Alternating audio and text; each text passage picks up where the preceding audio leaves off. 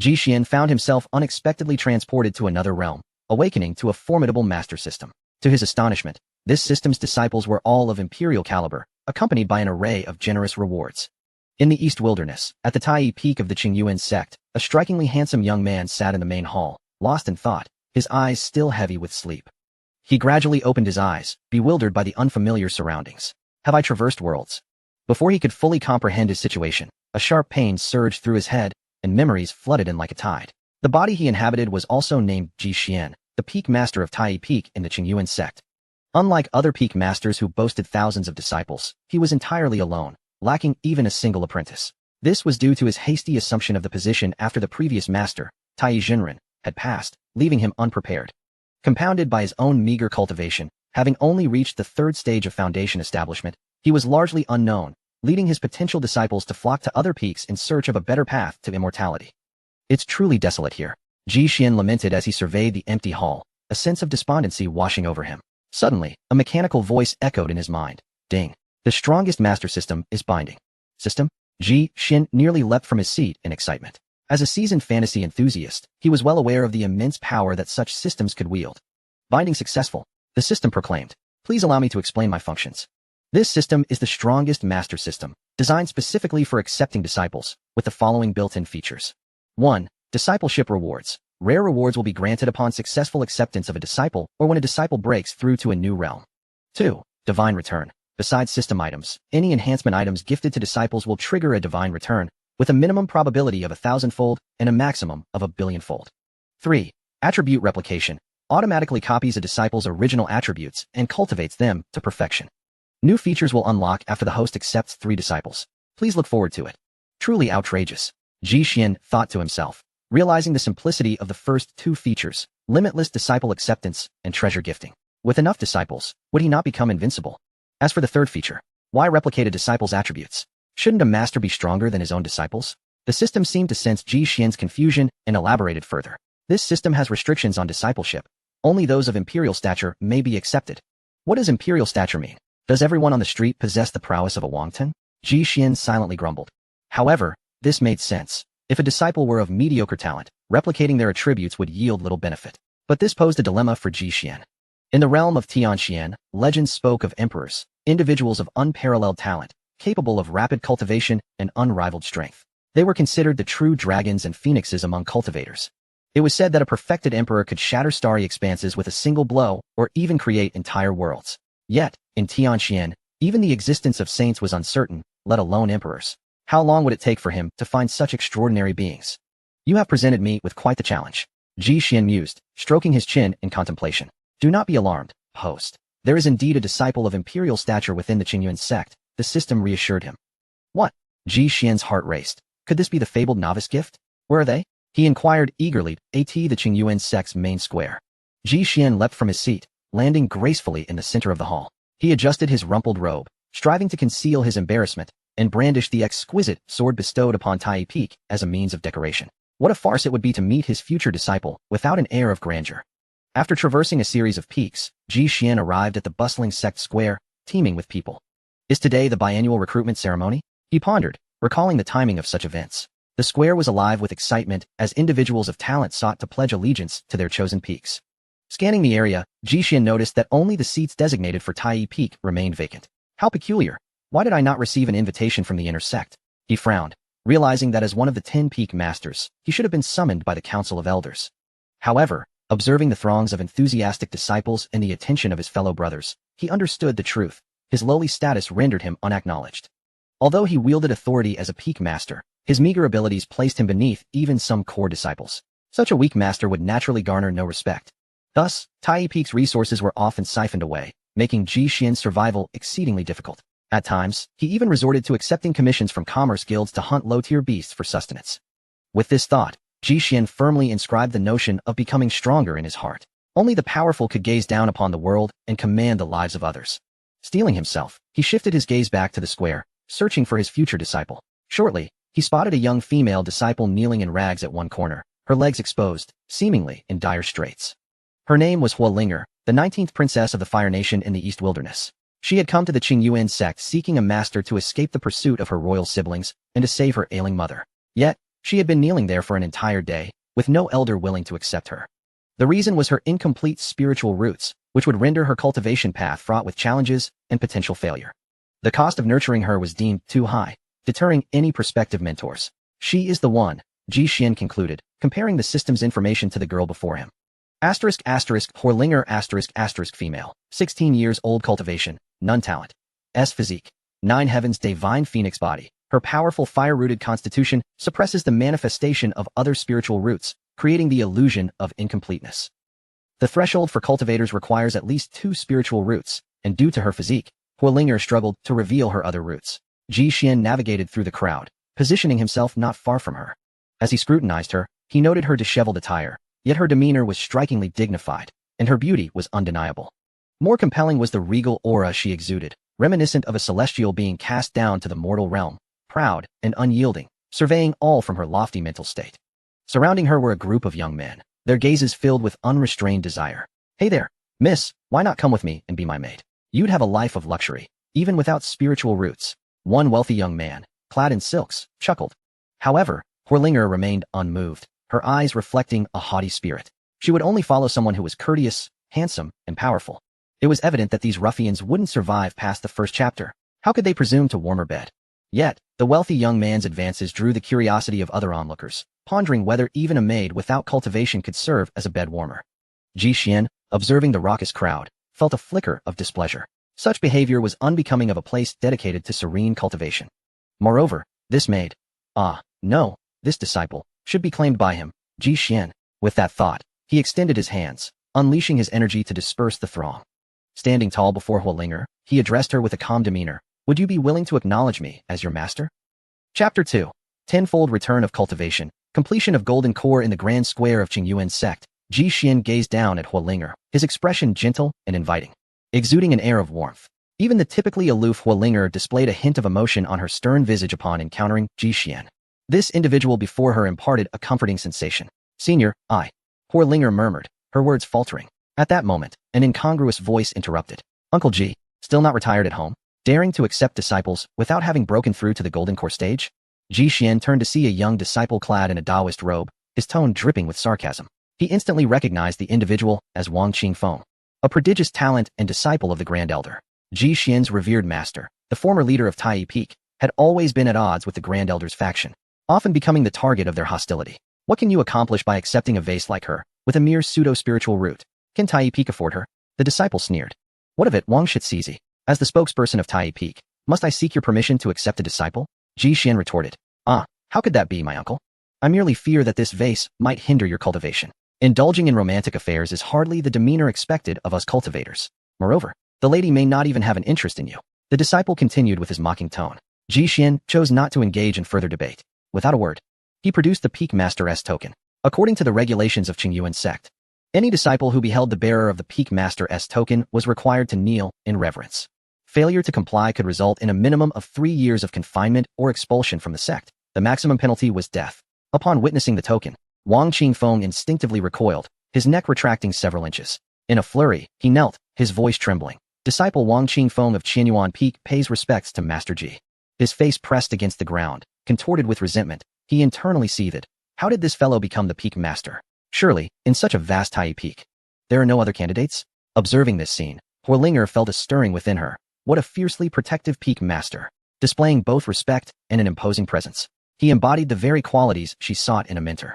"Your kneeling posture is incorrect. Elevate your rear a bit more," Ji Xian admonished, delivering a sharp kick to Wang Qingfeng, who stumbled and fell into the drainage ditch. Laughter erupted among the surrounding disciples, who relished the sight of the typically unruly Wang Qingfeng meeting his match in Ji Xian. Ji Xian then shifted his gaze toward Horlinger. "So, have you made your decision?" "I do," she proclaimed. Disciple Horlinger pays respects to master. Notification. Host successfully accepted Disciple Horlinger reward. Sacred Grade Cultivation Technique. Flame Heaven Manuscript. A surge of crimson light enveloped the surroundings as a formidable cultivation technique manifested within Ji Xian's system space. Sacred Grade. Ji Xian's mind reverberated with astonishment. He was utterly taken aback. In the Tianxian continent, the ranks of cultivation techniques and treasures were categorized into several levels. King, Heaven, Earth, Mysterious, Yellow, Spiritual, and Mortal. The Sacred Grade transcended the King Grade, representing a true pinnacle of legendary status. Countless cultivators have engaged in fierce battles, causing chaos and countless casualties, all for a singular tome of celestial-grade techniques. Yet, he merely took on a disciple and is poised to achieve enlightenment? The treasured artifact of the Qingyuan sect is but a singular mysterious grade item. Contemplating this, his gaze towards Huolinger softened considerably. Truly, she is an exemplary disciple. Come, let us return to the mountain. Under the watchful eyes of the crowd, the master and disciple made their way towards Tai Peak. Emerging from the waterway, Wang Qingfeng's eyes gleamed with malevolence, filled with murderous intent. Ji Xian, once my master emerges from seclusion, I shall bring ruin upon your Tai Peak. 2 days later, within the side hall of Tai's sect, Huolinger, under Ji Xian's care, had nearly recovered from her injuries. Upon awakening, she felt a lightness in her body. And upon seeing Ji Xian sitting by her bedside, an inexplicable warmth filled her heart. Having endured palace intrigues and constant threats since childhood, she had cultivated a demeanor of extreme aloofness and caution. Any man who sought to approach her was met with her staunch resistance. Yet for some reason, her master before her instilled a profound sense of safety. All right, drink the medicine. We must commence our cultivation, Ji Xian said calmly. Huolinger nodded, consuming the medicine in one swift motion, and followed Ji Xian to the main hall. Ji Xian gazed intently at the systems panel, lost in thought. Current task, elevate Huolinger to the refining chi stage within 3 days. Reward, a chance for sudden enlightenment in any level of technique. Celestial grade movement art, flying dragon shadow. This predicament momentarily perplexed Ji Xian. The cultivation levels of the Tianxian continent are categorized into body refinement, chi refinement, foundation establishment, core formation, divine infant, spirit refinement, void exploration, breaking illusions, harmonizing Tao, and tribulation crossing. Beyond this lies the sacred realm. Though the refining chi stage is not particularly arduous, an individual with moderate talent could achieve it within a year. Given Huolinger's aptitude, perhaps a month would suffice. However, the question remains, is it possible within 3 days? The most expedient method might be to impart a portion of his own cultivation to Huolinger. Yet, such an act would leave him vulnerable, diminishing his ability to confront the pressures from other elders. As Ji Xian pondered this conundrum, he inadvertently caught sight of the system's functional panel. Divine level return? The transmission function cannot return? Suddenly, Ji Xian felt as if he had unlocked a new realm of possibilities. If the system has indicated that it is a return of augmentative items, then cultivation, too, could be considered an augmentative asset, correct? Without hesitation, he declared, come, I shall impart my skill to you. What? Huolinger questioned, uncertain if she had misheard. Is her master truly offering to transmit his cultivation on the very first day? Could it be that he sensed her eagerness to grow stronger and intended to provide her with some comfort?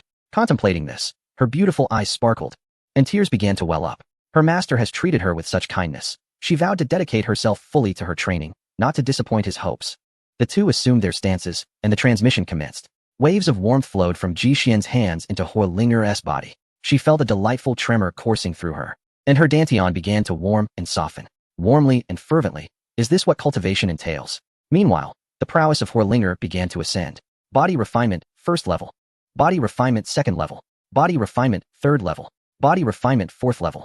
Body refinement, 10th level. Breakthrough to chi refinement, 1st level. A burst of resplendent light erupted, fully unleashing Huolinger's innate talent. A phantom of a divine bird manifested behind her, its form strikingly beautiful, exuding an ethereal grace.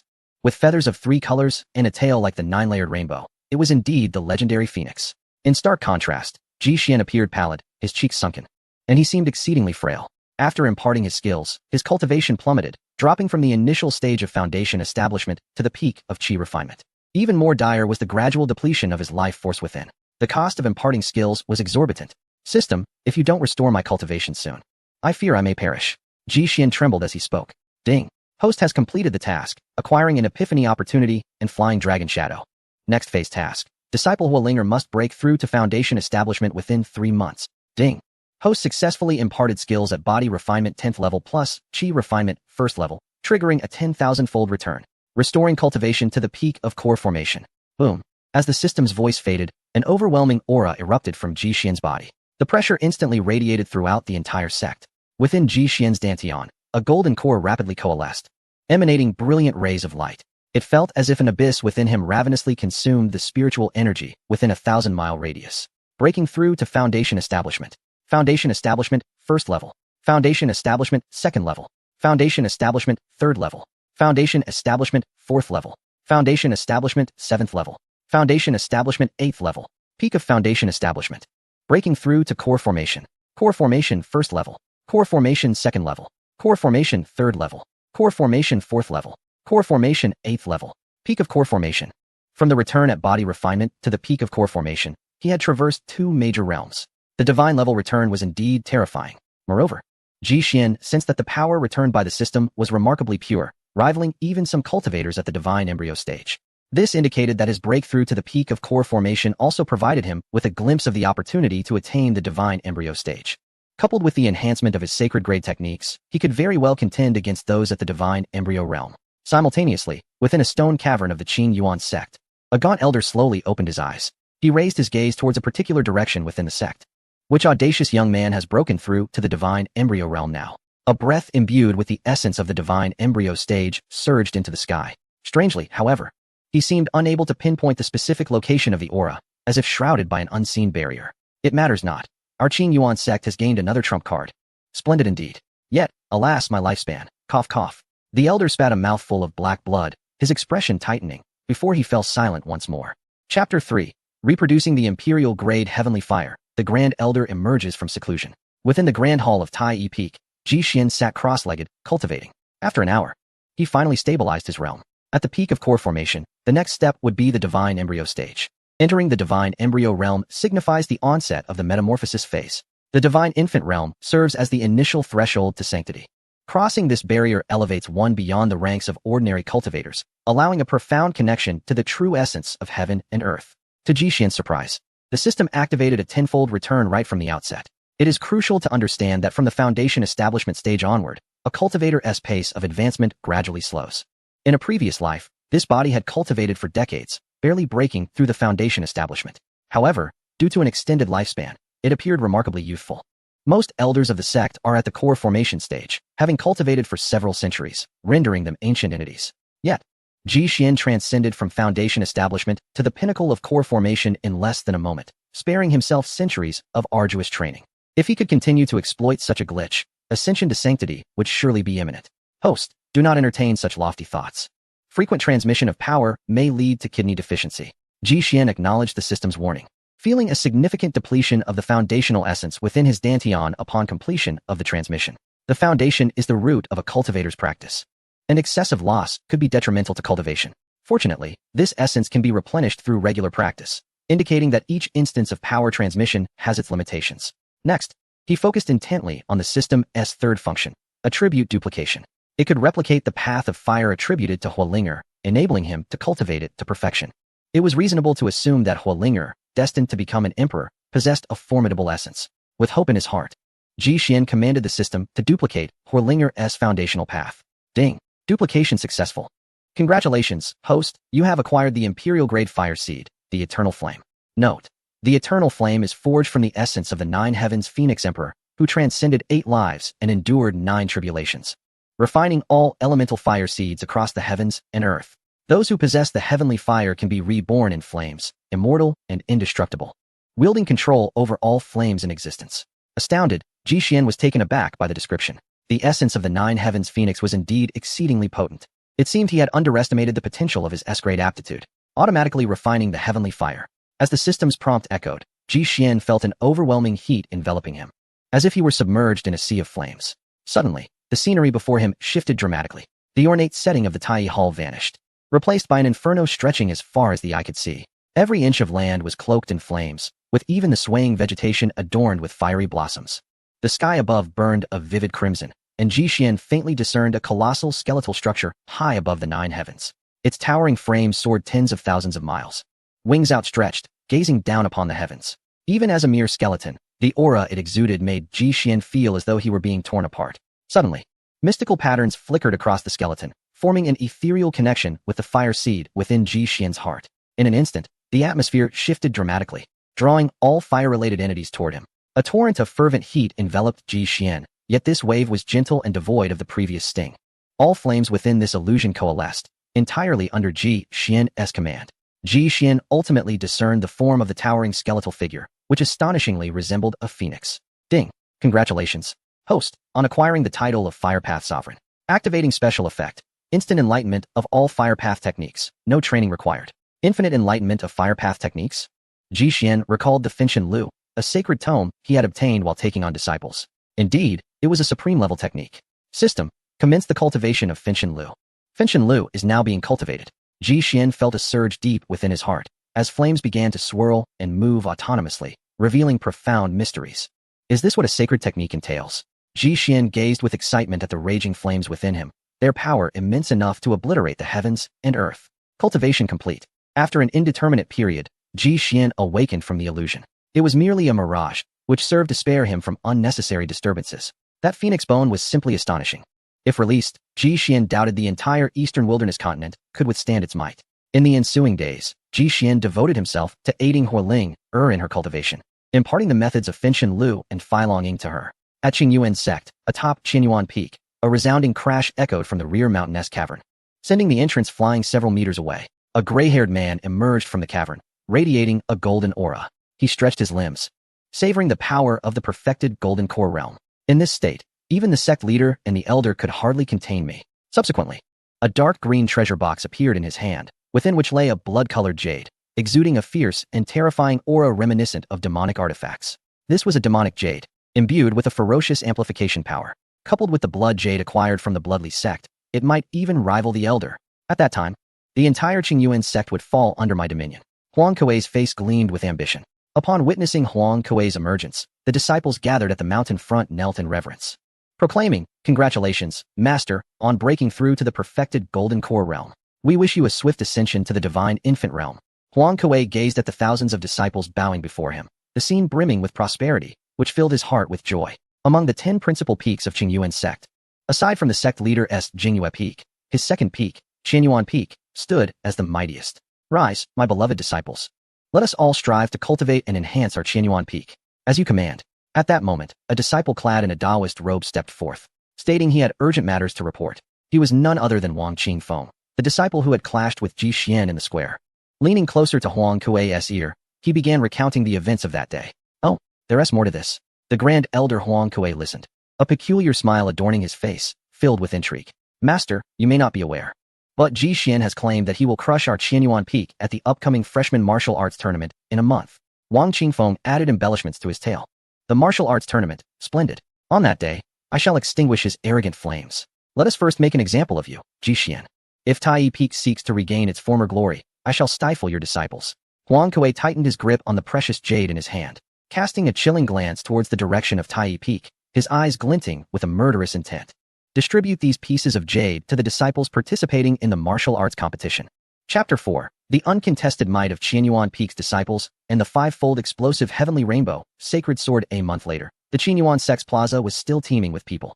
Today marked the day of the disciples' martial arts tournament, and to accommodate the newly initiated disciples, only those within 3 years of entry were permitted to participate. The majority of these disciples were at the body refinement and chi refinement stages. On the grand platform above, 9 peak leaders occupied 10 chairs.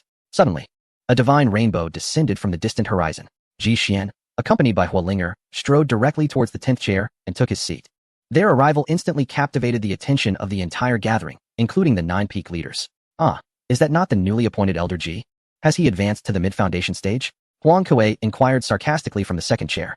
Ji Xian did not even glance at him, responding coolly, "I am but a humble disciple, having only reached the initial foundation stage at the age of 30 or 40. Forgive my lack of talent. It is challenging for me to break through to the mid-stage." However, he quickly shifted the subject. "It is well known that core formation cultivators can live for up to 400 years. If I am not mistaken, Master Huang is nearing 400 years of age. Is he not? Surely, he wouldn't perish before achieving the spirit infant stage?" This statement elicited suppressed laughter from several peak leaders. They were surprised that Ji, though youthful, possessed such a sharp tongue. Indeed, Huang Kuei was over 300 years old. If he did not swiftly break through to the spirit infant realm, he would face the specter of death. There is no need for Elder Ji to worry. Our Qinyuan Peak is affluent, with abundant resources to support disciples for 100 years of cultivation. As for you, Elder Ji, I have heard you have taken a female disciple. How do you intend to nurture her? I doubt you can even produce a single spiritual item." Huang Kuei sneered, casting a meaningful glance at the exquisite sword at Ji Xian's side. "I suspect that the entirety of Tai Peak's assets consists solely of the Xian-grade sword left by your master." The other peak leaders nodded in agreement. Compared to the other main peaks, Tai Peak indeed appeared somewhat impoverished. Ji Xian's brows furrowed at the remark. Each of the 10 peak leaders of Qinyuan sect possessed an Xian-grade sword of the lower tier, treasures they cherished deeply, as such swords were invaluable, worth a fortune. At the very least, an Xian-grade lower tier sword could fetch no less than 100,000 spirit stones. The annual revenue of Qinyuan sect barely reached 1 to 2 million spirit stones. Contemplating this, Ji Xian couldn't help but smile. Come here, Ling. He beckoned to Horlinger beside him. Master, Horlinger responded with a gentle bow. You have been in the sect for over a month now, and I have yet to bestow you with a proper gift. Today, take this Xiangrade sword as a token. With that, Ji Xian removed the sword from his waist and thrust it into Horlinger's arms. He also erased the sword's mark, allowing her to recognize it with her blood. This gesture left Horlinger momentarily stunned and rendered the other 9 peak leaders utterly speechless. A sword worth 100,000 spirit stones had just been given away so casually. Master, this is your treasured sword. I cannot take it. No worries, no worries. Master possesses something even better. Ji Xian secretly pondered. System, will you not return it? Ding! Detected that the host has gifted a lower grade sword of the mysterious class. Triggered a 50,000-fold probability return. Acquired Heavenly Rainbow Sacred Sword X1. At that moment, a long crimson sword, enveloped in a white glow, manifested in Ji Xian's grasp. As the sword appeared, the very fabric of the void seemed to tremble subtly. The elders and peak masters nearby felt an invisible pressure lingering heavily upon their hearts. What grade is this? An elder from the 7th peak exclaimed. No wonder Peak Master Ji gifted a mysterious grade sword. It turns out he possesses an even mightier one. Another elder continued to marvel. Ji Xian, however, looked utterly bewildered. After previously receiving a 10,000-fold return of cultivation, he thought himself exceedingly fortunate. This time, he expected merely a low-grade or perhaps a heavenly grade weapon to flaunt. Who could have anticipated that he would receive a sacred sword with tens of thousands of times the return? Huang Kuei gazed at the sword in Ji Xian's hand.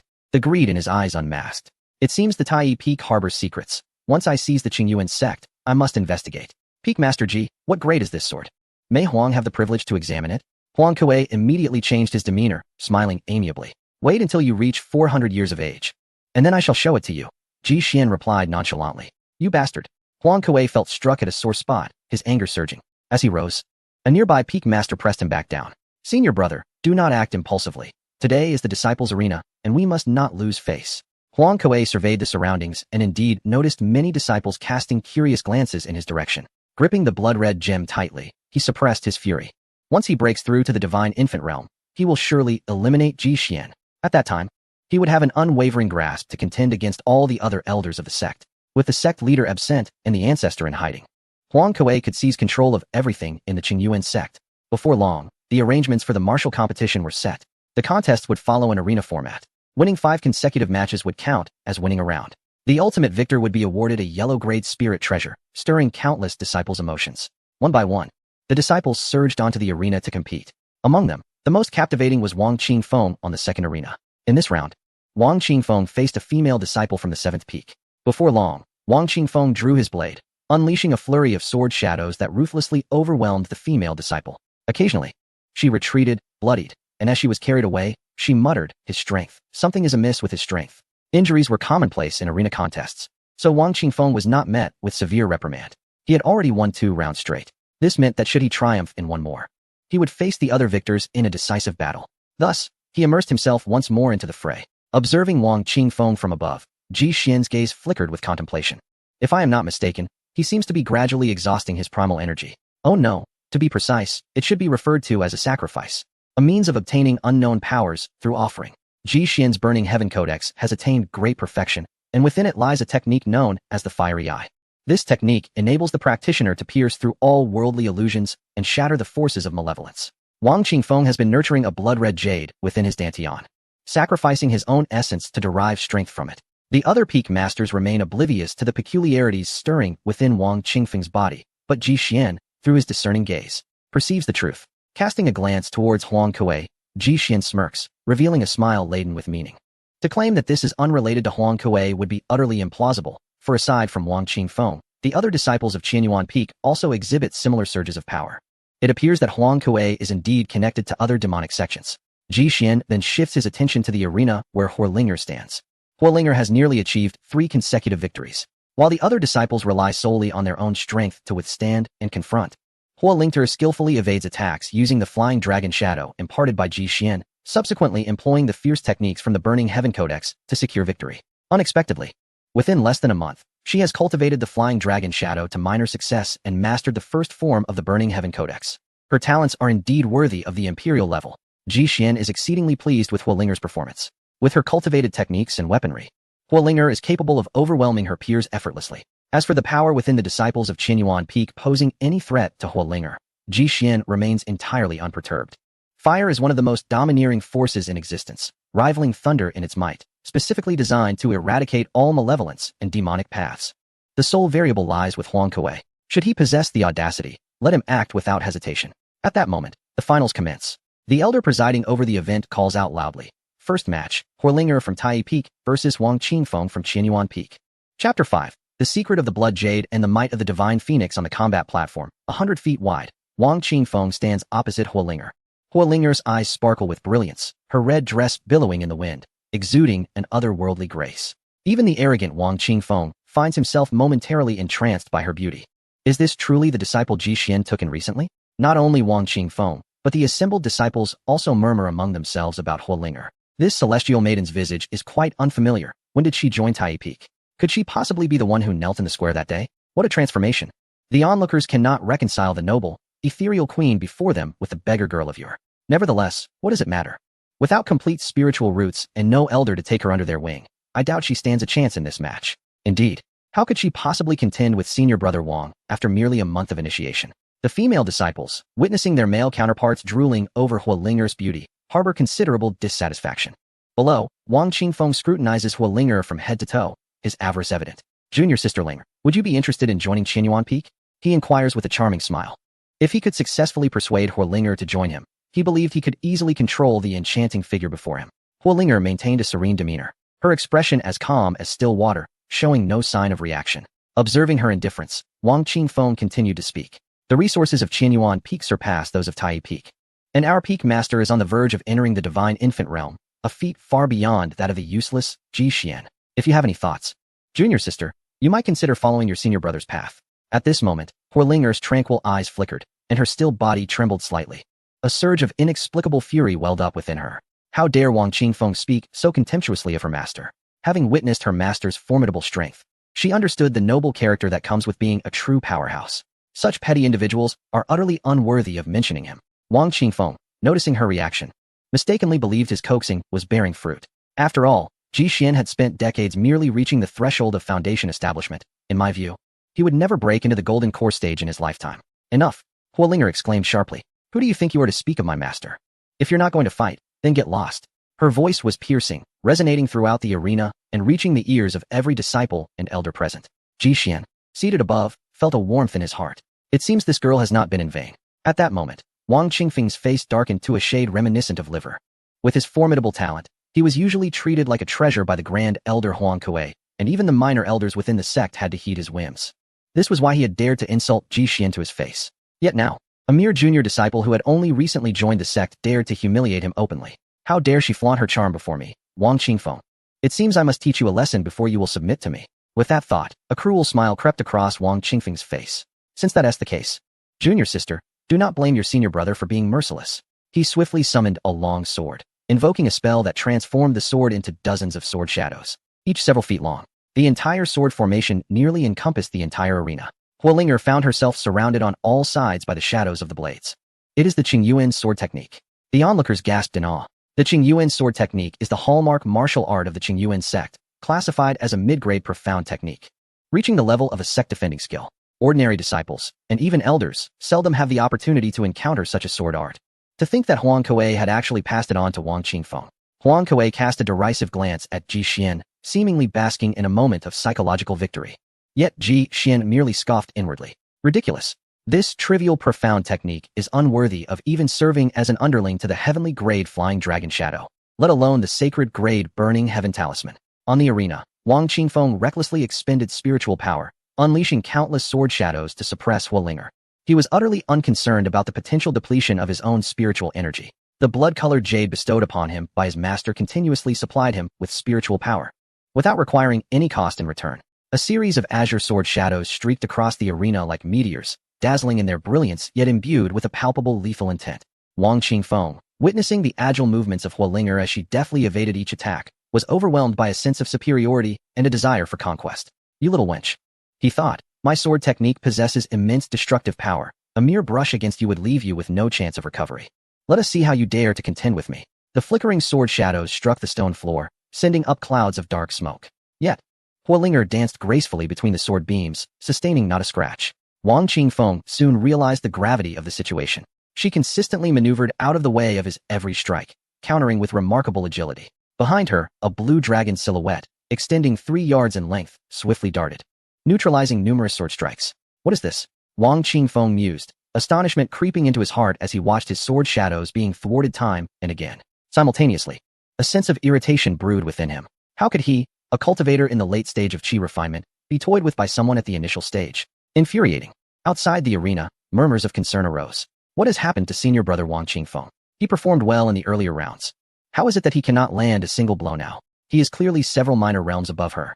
Wang Qingfeng gritted his teeth, fury swelling within him. This cannot stand. I must end this swiftly. He recalled the blood jade given to him by his master, teeming with spiritual energy. I shall exhaust it all. There is no way I cannot defeat her. With a sharp crack, the blood jade within Wang Qingfeng's body fissured, releasing a torrent of malevolent red light that surged into his dantian. In an instant, he felt his power multiply manifold. Simultaneously, he sensed the rapid depletion of his internal essence. Once more, he formed his sword technique, and the previously radiant sword lights transformed into a crimson hue, their speed dramatically increasing. On the sidelines, Huang Kuei felt a sense of foreboding. Wang Qingfeng's actions risked spiraling out of control. The blood jade within the disciples of Qianyuan Peak had been procured from the blood-leaving sect. In exchange for assisting in the conquest of the Qingyuan sect to extend his lifespan and achieve a breakthrough to the divine infant stage, he had acquired several pieces of blood jade. Although the jade he had given to his disciples was not as pure as his own, the power it contained far exceeded that of the qi refinement stage. His intention in entrusting the blood jade to them was to cultivate it in anticipation of his own ascension. Now, however, Wang Qingfeng's reckless decision to detonate it could expose him. If the forbidden amplification of power became apparent, the sect would soon uncover his collusion with the blood-leaving sect. What to do? As he pondered anxiously, an unsettling change swept across the arena. The temperature surged dramatically within several yards of Huolinger, causing the ground to crack under the heat. Countless tiny grains of sand were lifted by the rising thermal currents. Suddenly, fierce winds began to swirl, powerful heat waves engulfing the entire scene. A resounding cry of a phoenix pierced the air, and at the eye of the storm, a phoenix unfurled its magnificent wings. Its vibrant and colorful feathers fluttered gently, and in an instant, all the crimson sword shadows were evaporated. This is the manifestation of the 9 heavens' divine phoenix physique. Ji Xian mused while stroking his chin. Ahead, Wang Qingfeng was being pushed back by the fierce winds, perilously close to falling off the dueling platform. No, I cannot be defeated. Wang Qingfeng gritted his teeth. As a proud son of heaven, how could he allow himself to lose?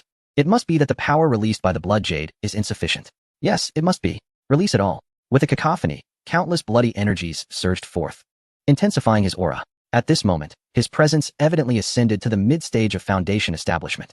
I refuse to believe you will survive. Wang Qingfeng's eyes burned crimson. At this moment, he was blinded by the intent to kill, having forgotten his original purpose. Yet, facing him was the fearless Huolinger, empowered by the divine phoenix. Heavenly flame incantation, first form, fiery annihilation. The divine phoenix suddenly soared into the sky, radiating a spectrum of flames. A torrential sea of fire cascaded down like a torrential rain. Boom, boom, boom. The dueling platform shattered under the onslaught of flames. Wang Qingfeng, nursing severe injuries, propelled himself off the ground, sword in hand, intent on delivering a final strike to Huolinger. Ignorance. Huolinger sensed his murderous intent. With a powerful flap of the divine phoenix's wings, a fiery feather shot forth. The blood-red sword aura was instantly neutralized. Wang Qingfeng could not withstand the impact of the fire feather. In an instant of contact, he was sent flying several dozen meters away, crashing heavily to the ground. Cough. Black blood spewed forth as his protective aura dissipated. Flames surged around him, incinerating his flesh and veins beyond recognition. In no time, he was devoid of life. Dead. Huang Kuei, who had been watching intently, felt a smirk tug at his lips. He had been devising ways to eliminate Wang Qingfeng, only to have Huolinger do the deed for him. Yet, to ensure his actions did not come to light, Huang Kuei unleashed a murderous aura, vanishing from his spot and launching himself toward Huolinger with a sword technique. Chapter 6. The Dominant Ji Xian. A thunderous sound erupted from the second seat above as Elder Huang Kuei instantly disappeared. The next moment, he appeared before Huolinger. Logically, Huolinger had eliminated Wang Qingfeng for him, sparing him from suspicion. However, the young woman, having joined the sect for just over a month, was capable of defeating Wang Qingfeng, clearly displaying exceptional talent. If Huolinger were to cultivate for several more decades, her prowess would be unfathomable. This posed a significant threat to him as a future sect leader. Thus, today he must act preemptively to eliminate her for the crime of killing a fellow disciple. Moreover, he had always been at odds with the leader of Tai Peak. He could not bear to witness any signs of Tai Peak's ascendance. Huolinger, your cruel slaying of a fellow disciple cannot go unpunished. Huang Kuei exuded a powerful pressure of complete core formation, forcing Huolinger's legs to sink deeply into the ground, causing blood to seep from her lips, rendering her extremely vulnerable. She was unable to resist. As a cultivator in the early stages of Qi refinement, she was 3 realms beneath him, utterly powerless to retaliate. Today, in the name of Huang Kuei, Vice Elder of the Law Enforcement Hall, I shall execute you here. At that moment, Ji Xian cast a sweeping gaze around the gathered peak masters and elders, only to discover that none of them intended to intervene and save Huolinger from Huang Kuei. This revelation chilled him to the core. In such a vast sect, not a single soul dared to obstruct a cultivator at the core formation stage. Could it be that these fools failed to perceive Huang Kuei's deliberate targeting of Tai Peak? With a flick of his hand, Huang Kuei formed a seal and uttered a soft command, Qing Yuan's sword intent. Instantly, a fierce sword aura descended from the heavens, causing the very fabric of the air above the arena to tremble ominously. The sword energy was aimed directly at Huolinger, its might overwhelming and formidable, closing the distance of 300 zhang in the blink of an eye. Just as the disciples lamented Huolinger's impending fate, the menacing sword energy halted a mere 10 zhang above her head. A crimson flame barrier materialized above her, thwarting the advance of the sword energy without yielding an inch. Who possessed such audacity? Huang Kuei's eyes widened as he scanned the surroundings, displeased that someone dared to thwart his scheme. At that moment, Ji Xian, seated in the 10th chair, gradually rose to his feet. Is my disciple someone you can simply lay hands upon? Though his tone was not harsh, each word resonated with unwavering determination, exuding an air of invincible authority. Facing Ji Xian, Huang Kuei felt a shiver run down his spine. What was happening? The source of that power was emanating from him. It was utterly incredulous. Yet, the spiritual energy sustaining the barrier undeniably radiated from Ji Xian. A mere foundation establishment cultivator could withstand my half-step divine infant attack? Ji Xian, what have you done? Huang Kuei felt a creeping dread.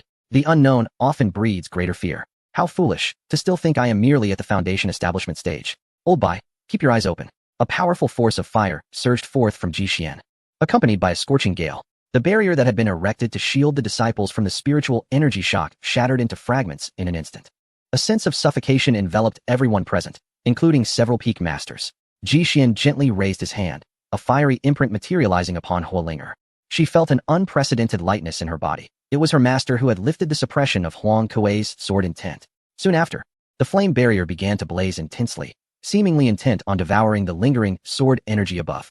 Only then did Huang Kuei grasp the gravity of the situation. Peak Master Ji, you truly keep your cards close to your chest, he remarked with a smirk. However, even so, Huolinger's transgressions against her fellow disciples remain a capital offense. Upon hearing this, Ji Xian couldn't help but chuckle. He conjured a pair of ethereal hands to gently lift Wang Qingfeng's lifeless body. Placing his palm upon Wang's abdomen, he channeled the heavenly fire within him. Despite Wang Qingfeng's corpse being rigid, it trembled violently at the moment it sensed the heavenly fire. Soon, a surge of bloodthirsty energy erupted from his dantian, swiftly changing direction as if it possessed a will of its own, desperately attempting to flee from this place. With a mere wave of his hand, Ji Xian summoned a crimson flame bell that enveloped him entirely. Observing the bloodthirsty aura within the bell, Ji Xian let out a series of cold chuckles. Elder Huang, if I am not mistaken, the crimson light within your disciple's dantian is a product of the demonic path. It appears that the disciples of Qian Yuan Peak exhibit similar red glow. Could it be that your peak is harboring demonic forces? Your eagerness to act against my disciple, are you intent on silencing him? As Ji Xian's words echoed, the atmosphere erupted like a detonated bomb, igniting a flurry of discussions. I had wondered why the disciples of Qian Yuan Peak were so aggressive this time, even overpowering those from the first peak. It turns out they are employing demonic artifacts. Qian Yuan Peak is finished. The sect leader's tolerance for demonic sects is nearly non-existent. It seems the second peak is doomed to disband. The disciple's remarks pierced Huang Kuei like needles. His meticulously devised plan was now in disarray. He had intended to quietly break through to the divine infant realm, collaborating with the blood separation sect to seize control of the Qing Yuan sect, thereby advancing his own journey in cultivation without the looming concern of lifespan. But who would have anticipated the sudden emergence of Ji Xian? This obscure foundation establishment youth had unexpectedly risen to become his equal in the core formation realm. Realizing that his schemes had been unraveled by Ji Xian, Huang Kuei knew that there was no point in feigning ignorance any longer. He must strike swiftly while Ji Xian was unprepared. You audacious Ji Xian, disrespectful and brimming with arrogance. My second peak is a cornerstone of Qing Yuan's sect, and your slander is tantamount to courting death. Huang Kuei unsheathed a blue longsword, his prized Xinggrade sword. The blade surged forth, propelled by Huang Kuei's fierce intent, aiming directly at Ji Xian. Preposterous! Ji Xian roared, as the heavenly fire within him surged violently. A phoenix mark appeared on his forehead, while flames erupted behind him. transforming into 9 spirals from which an overwhelming torrent of fiery laws poured forth. Both combatants charged forward at breathtaking speed. A thunderous crash reverberated through the air as Huang Kuei's sword met the might of Ji Xian's formidable true qi, sending shockwaves through his body, leaving him momentarily paralyzed with pain. How can he be so strong? Huang Kuei retreated hastily to evade Ji Xian's onslaught, but Ji Xian intensified the flames, engulfing the entire square in an inferno. Huang Kuei became ensnared by the divine fire, his protective winds forcibly stripped away. A harrowing scream echoed as Huang Kuei writhed on the ground in agony. Ji Xian halted his advance, refraining from delivering a fatal blow. If his deductions were correct, the demonic entity associated with Huang Kuei did not originate from him, but rather from another force. From his observations, the power contained within the blood jade could forcibly elevate a cultivator's strength by an entire realm, even applicable to those in the divine infant realm. Such enhancement was undeniably terrifying. The path of cultivation is long and arduous, with any increase in strength being exceedingly rare. Yet, for Huang Kuei, a core formation cultivator, to possess such a treasure was incredulous. There must be a larger scheme at play behind him, one yet to surface. Ji Xian, still unfamiliar with this world, would need to rely on others to gather intelligence. As Huang Kuei, filled with a vengeful spirit, sought retribution, he inadvertently presented an opportunity to seize greater resources for cultivation. It was imperative for me to immerse myself in rigorous training to transcend into the divine embryo realm in preparation for what lay ahead. Notably, Ji Xian had absconded with Huang Kuei's storage ring. Subsequently, I could extract additional benefits from the fiery Linger. He then enveloped Linger in spiritual energy, vanishing from the spot in an instant. That night, Huang Kuei discreetly breached a corner of the mountain's defensive array and stealthily departed from the Qing Yuan sect. Ji Xian promptly sensed Huang Kuei's movements. With a flicker of his consciousness, a fiery mark shot forth, adhering to Huang Kuei's form, thereby allowing him to track his whereabouts. Chapter 7. Extracting benefits and breaking through the divine embryo realm in the main hall of Tai Peak. The fiery Linger sat gracefully before Ji Xian. Master, did you summon me for a particular reason? She inquired, tilting her head with an innocent demeanor. At that moment, Ji Xian was examining the contents of Huang Kuei's storage ring. Most items consisted of spiritual-grade medicinal herbs, with a few yellow-grade pills interspersed. The only item of slightly higher caliber was a mid-tier profound sword technique. That old fool boasted of the vast resources at his Qianyuan peak. Yet this was all he possessed. What an absurd display. Ji Xian scoffed internally. Though he was entitled to a system return, he felt reluctant to part with any of these items. Ahem, Linger, I have some cultivation resources I wish to bestow upon you. Please accept them, Ji Xian proclaimed earnestly. Upon finishing, he retrieved a handful of herbs radiating a shimmering starlight and pressed them into Linger's embrace. Beep. The host successfully gifted a mid-tier yellow-grade spiritual herb, Banlon Jin, triggering a 30,000-fold return. Acquired. Heavenly-grade spiritual herb, Fu Long Jin. Beep. The host successfully gifted a low-tier yellow-grade spiritual medicine by Yun Sha, triggering a 38,000-fold return. Acquired. Holy-grade mid-tier spiritual treasure, Wu Yun Mi Shi. By the heavens, a holy-grade treasure? Ji Xian hastily examined the holy-grade spiritual treasure, discovering it to be a stone imbued with the essence of the 5 elements Tao. The Enlightenment Stone significantly enhances a practitioner's comprehension of the world during cultivation or breakthroughs, hence its exorbitant market value. Typically, a yellow-grade Enlightenment Stone could command prices exceeding several 100,000 low-grade spirit stones. Even the esteemed peak masters and elders of Qing Yuan sect did not possess such treasures. Now, with the holy-grade Enlightenment Stone in hand, Ji Xian felt his chances of breaking through to the divine embryo realm had notably increased. What is this jade? Ji Xian extracted a palm-sized blood jade from the storage ring, emanating a sinister aura reminiscent of Wang Qingfeng's corpse. System, what is this? Blood Spirit Jade. Crafted from the blood of an unknown entity, it significantly amplifies a practitioner's power, but requires a sacrifice of one's essence, which cannot be restored. Sacrifice? This sounds rather reminiscent of a cult. Ji Xian stored the jade away for future investigation. Following this were some fundamental medicinal pills. Ding. The host has successfully gifted 100 spirit gathering pills, triggering a return of 13,000 times. Obtained 100 king-grade spirit gathering pills. Ding. The host has gifted 1 yellow-grade transformation pill, triggering a return of 15,000 times. Obtained 1 king-grade transformation pill. Is this truly the transformation pill? Ji Xian gazed in surprise at the pill in his hand, teeming with a vibrant life force. The transformation pill is crafted to assist cultivators in breaking through to the divine infant realm. Previously, Huang Kuei's yellow-grade pill could at most enhance the success rate by 20%. However, the king-grade pill in Ji Xian's possession boasted a success rate of a staggering 100%. Poor Huang Kuei, your scheming was in vain. Merely serving to clothe me in glory. Ji Xian felt a surge of delight within. After much deliberation, only the Xin-grade sword technique remained. This is the Qingyuan sword art. Rather simplistic, isn't it? As Ji Xian perused the Qingyuan sword art, He discerned that the sword moves contained within were exceedingly crude and riddled with flaws. He dutifully tucked it into Huolinger's embrace. Ding! The host has successfully gifted the Xian grade intermediate Qingyuan sword art, triggering a return probability of 25,000 times. Obtained Tai Xian sword art of the holy grade, lower tier. Another holy grade? A wave of joy washed over Ji Xian. System. I wish to utilize a moment of enlightenment on Tai Xian sword art. Ji Xian recalled that Huolinger had once experienced a moment of enlightenment during her initial breakthrough. Unrestricted by any grade of technique. Commencing automatic cultivation. Instantly, a torrent of obscure sword scriptures flooded Ji Xian's mind. Pages of intricate ancient texts descended, with countless golden characters imprinting upon his consciousness. Ji Xian felt an overwhelming sword intent surging through him, razor-sharp to the extreme. The sword intent emanating from Huang Kuei paled in comparison to that of the Tai Xian sword art, akin to a mere droplet of water against an expansive lake. Cultivation complete. At this moment, Ji Xian deeply sensed the tumultuous sword intent swirling within him. Were it not for his deliberate restraint, he could have effortlessly cleaved the Tai Peak in twain. Why does it feel as though the Tai Xian sword art falls short in its principles compared to the Burning Heaven Talisman? Could it be due to its grade? Ji Xian examined the system panel's records and found no specific grade description for the Burning Heaven Talisman, merely noting it as a holy grade technique. In contrast, the Tai Xian sword art was explicitly marked as a holy grade, lower tier. It appears the Burning Heaven Talisman is among the most elite of holy grade techniques, Ji Xian realized.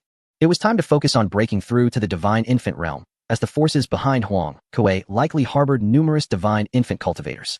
In the ensuing days, Ji Xian imparted both the Tai Xian sword art and Qingyuan sword art to Huolinger, allocating a portion of the resources obtained to her. With her aptitude, it was more than sufficient for him to advance to the foundation establishment realm. Ji Xian then entered a period of seclusion, determined to break through to the divine infant realm. In Jingzhou, at the Blood Departure sect, in the main hall, Huang Kuei knelt on the ground, his head bowed low, appearing exceedingly humble. Before him, seated upon a throne, was a cultivator clad in blood-red robes, emanating a powerful aura. His cultivation had clearly reached the divine infant realm. You mean to say that within the Qingyuan sect, there exists a lad named Ji Xian, whose body emanates a peculiar flame capable of directly erasing the power contained within blood jade. The voice of the blood-robe cultivator resonated with a magnetic authority, exuding an overwhelming presence. Indeed, Master, that Ji Xian also possesses an exceptionally high-grade spiritual treasure, which I suspect to be of heavenly quality. Huang Kuei recalled the terror instilled in him by that flaming long sword on that fateful day, a memory that still sent shivers down his spine. The earthly artifacts he had encountered previously could never convey such oppressive force.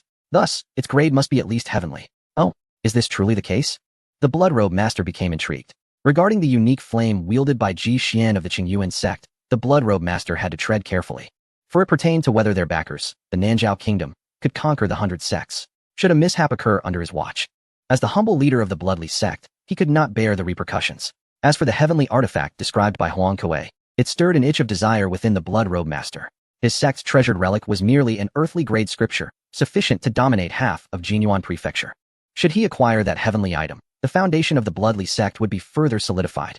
Next followed Huang Kuei's extravagant narration, as he endeavored to weave a tapestry of brilliance around that heavenly treasure, capturing the Bloodrobe Master's attention. This sect shall trust you once, and 3 months hence, we shall consolidate our forces to assault the Qingyuan sect. Huang Kuei, your counsel has proven valuable. Apply yourself diligently, and if this endeavor succeeds, I shall speak favorably on your behalf to the Nanzhao people. The Bloodrobe Master spoke slowly. Thank you, Master. Huang Kuei's heart swelled with joy. Not only had he gained the favor of the Master, but he might also forge connections with the Nanzhao people.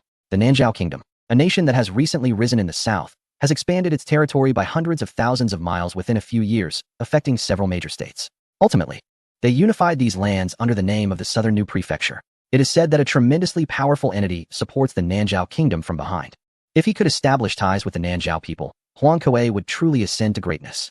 Living for thousands of years, what an enviable prospect. As for the Qingyuan sect, mere trifles. A month later, at the Qingyuan sect, atop Tai Peak, it was early morning, with clouds of rosy mist rising and ethereal fog enveloping the landscape. Bang! A resounding explosion echoed from a certain cave dwelling, where radiant glimmers burst forth, cascading in myriad streams. Ji Xian emerged from within, his countenance radiant and brimming with vitality. He had successfully broken through to the divine infant realm, and with the residual potency of the transformation pill and the enlightenment stone, he had ascended to the 4th level of the divine infant.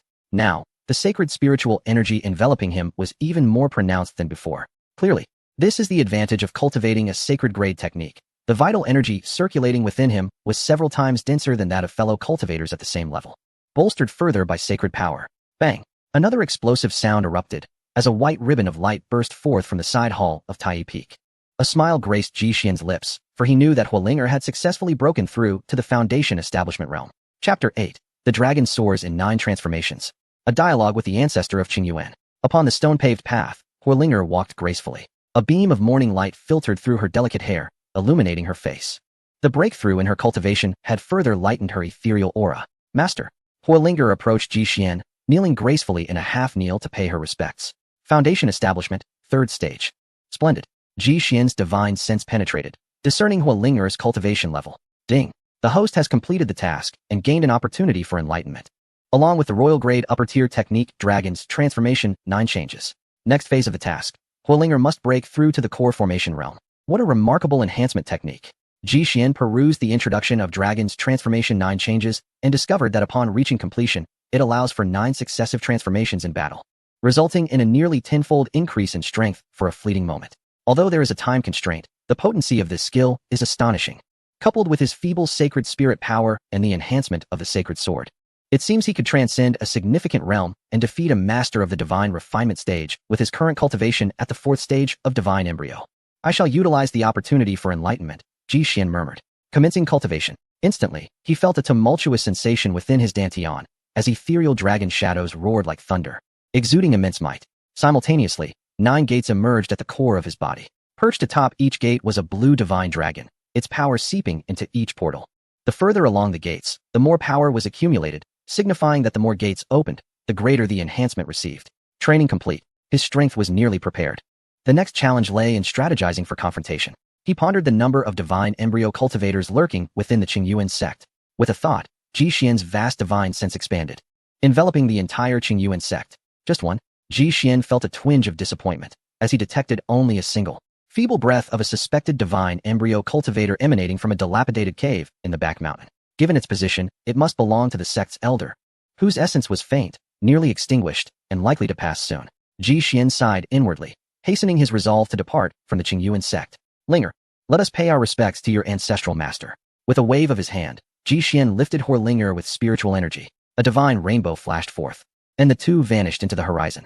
In a secluded forest, the divine rainbow descended, its brilliance dissipating as they reappeared before a small mountain. Dear friend, may I request an audience?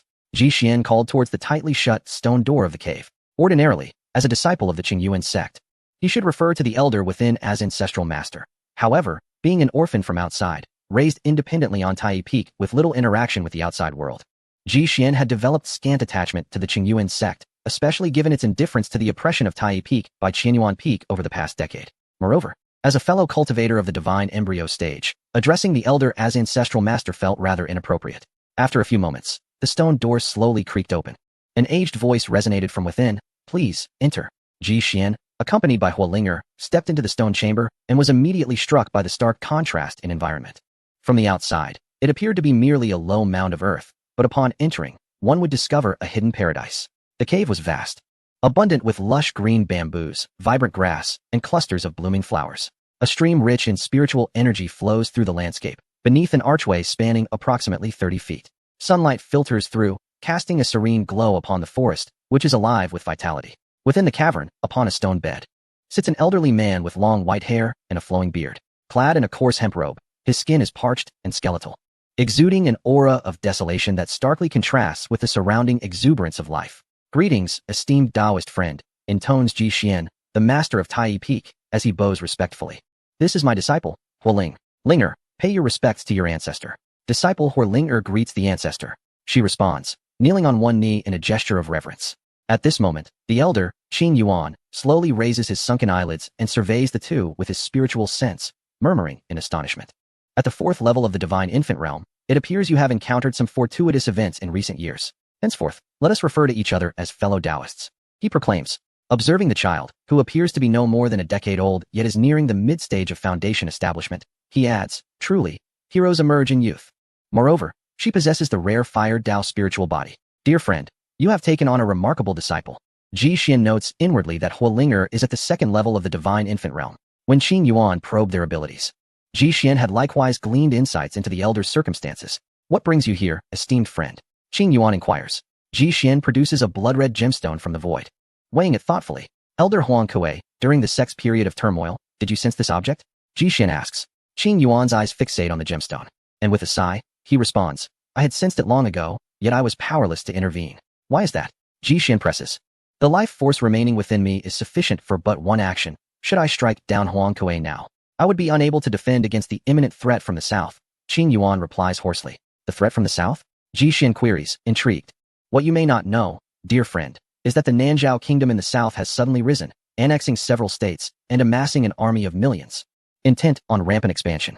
The nearby sects have hastily formed an alliance to resist Nanzhao's aggression. Our sect's master is also a practitioner of the divine infant realm and, per our agreement, has led 1,000 disciples to the front lines.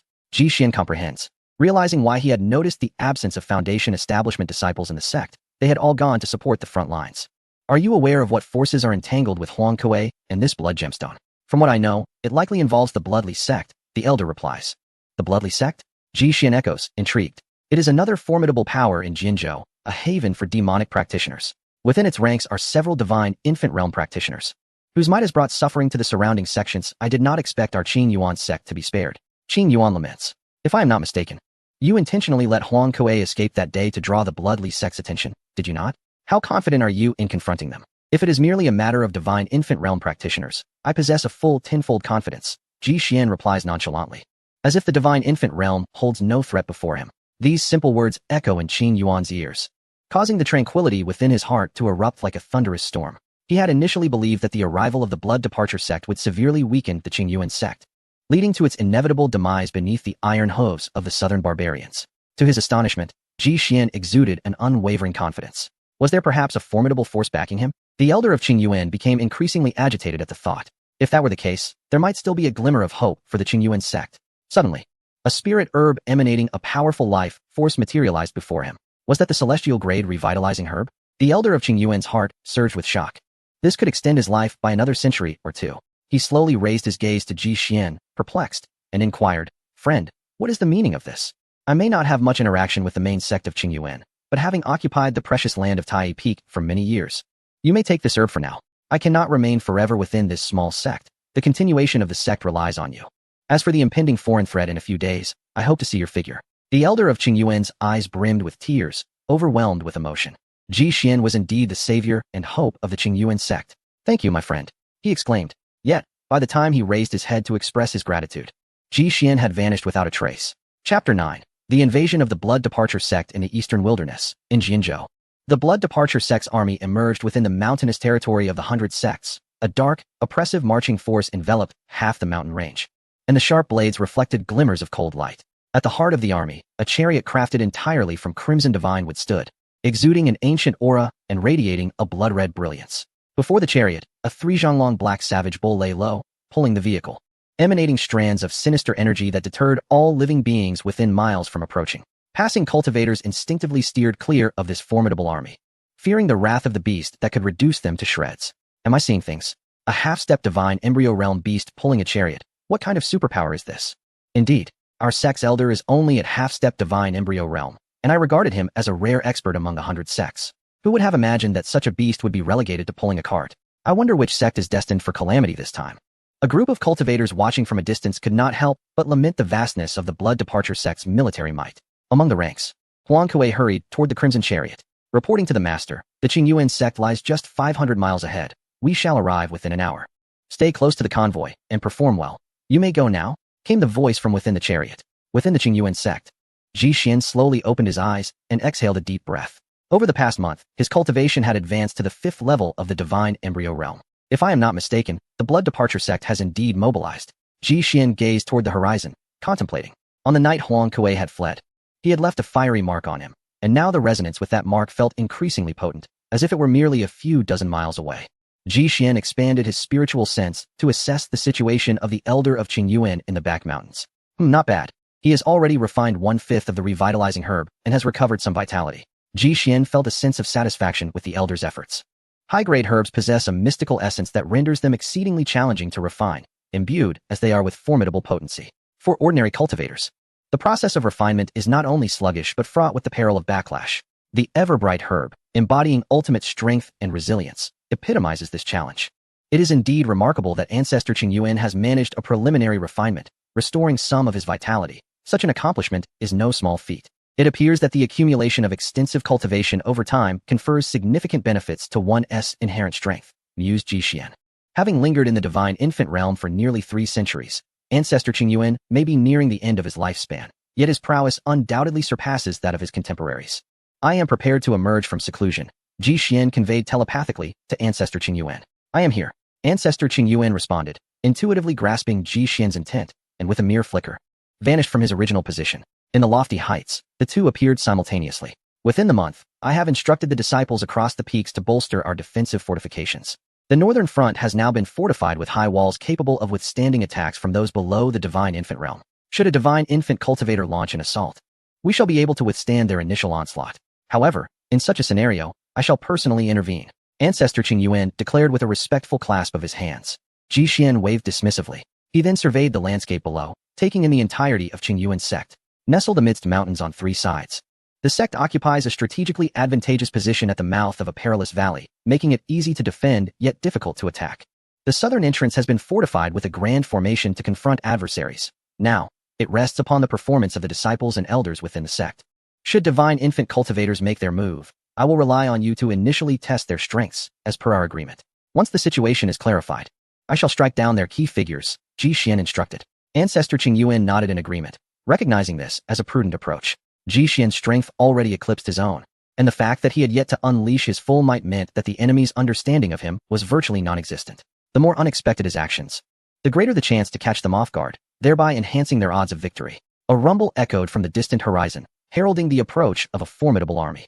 Ji Xian activated his fiery eyes, scanning the incoming throng. The contingent from Blood Separation Sect numbered approximately 10,000, predominantly cultivators at the Qi refinement stage, with a fraction at the Foundation establishment stage, and a handful of accomplished Golden Core experts. Notably, 6 were at the Divine Infant level. In contrast, Qing Yuan's sect boasted merely over 8,000 disciples, with a significant portion, nearly 30 to 40%, being freshly recruited novices, primarily at the early stages of body refinement. Among the elders and peak masters, only he and ancestor Qing Yuan attained the Divine Infant realm. Ji Xian, having traversed time and space, had yet to fully unleash his capabilities, leaving him uncertain of his utmost limits. He had never encountered a scenario of 1 against 6. Nevertheless, he was resolute in his belief that within the confines of the Divine Infant realm, he could effortlessly vanquish any adversary. Moments later, the army of Blood Separation Sect arrived at the gates of Qing Yuan's sect. Huang Kuei strode forward, addressing the disciples and elders within the gate with a booming voice. Esteemed friends, the purpose of our visit today is to solicit Qing Yuan's sect's allegiance as a subordinate sect of Blood Separation Sect. Having joined Blood Separation Sect myself, I offer you this opportunity out of respect for our shared past as fellow disciples. I advise all not to struggle excessively, for the Blood Departure Sect is fortified by 6 formidable Divine Infant Realm Masters, capable of obliterating the insignificant Qing Yuan sect with but a flick of their fingers.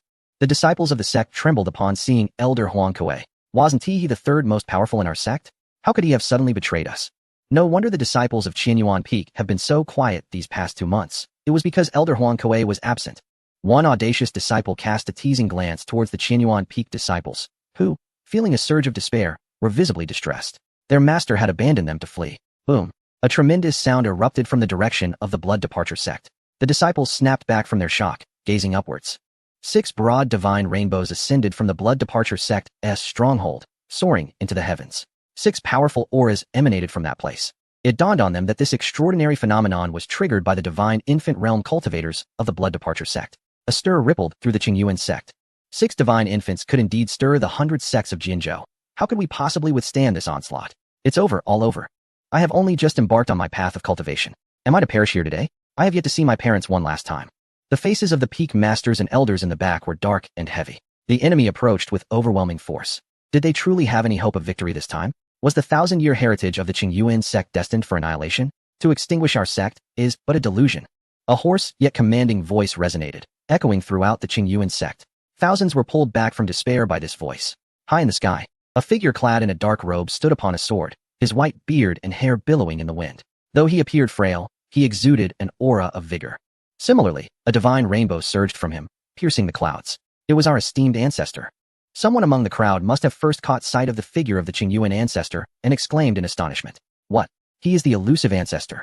Last seen 100 or 200 years ago. It turns out he is a divine infant realm cultivator. We, the Qingyuan sect, still possess hope.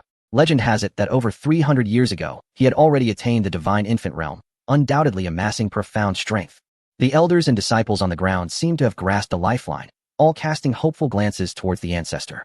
Outside the sect, Huang Kuei, upon locking eyes with the Qingyuan ancestor, felt a surge of dread coursing from his head to his toes. The Qingyuan ancestor had identified him first. How could he still be alive? Had he not been absent for 100 or 200 years? Huang Kuei had assumed that with the sect leader away, there would be no divine infant realm protector within the Qingyuan sect, making the conquest easy. Yet, as he pondered, he wondered what there was to fear. With 6 divine infants stationed at Blood Departure sect, could the Qingyuan ancestor even reach him? Just as he reveled in his perceived invulnerability, a voice emerged from the crimson carriage of the Blood Priest. Huang Kuei, go meet the Qingyuan ancestor. Chapter 10. The Might of the Ancestor. The intentions of the Blood Priest at the foot of the Qingyuan sect's mountain gate. Huang Kuei stood alone upon the battlefield. A fierce wind swept through, stirring the swirling sands high into the air. At this moment, Huang Kuei inwardly cursed the blood-robed sect master.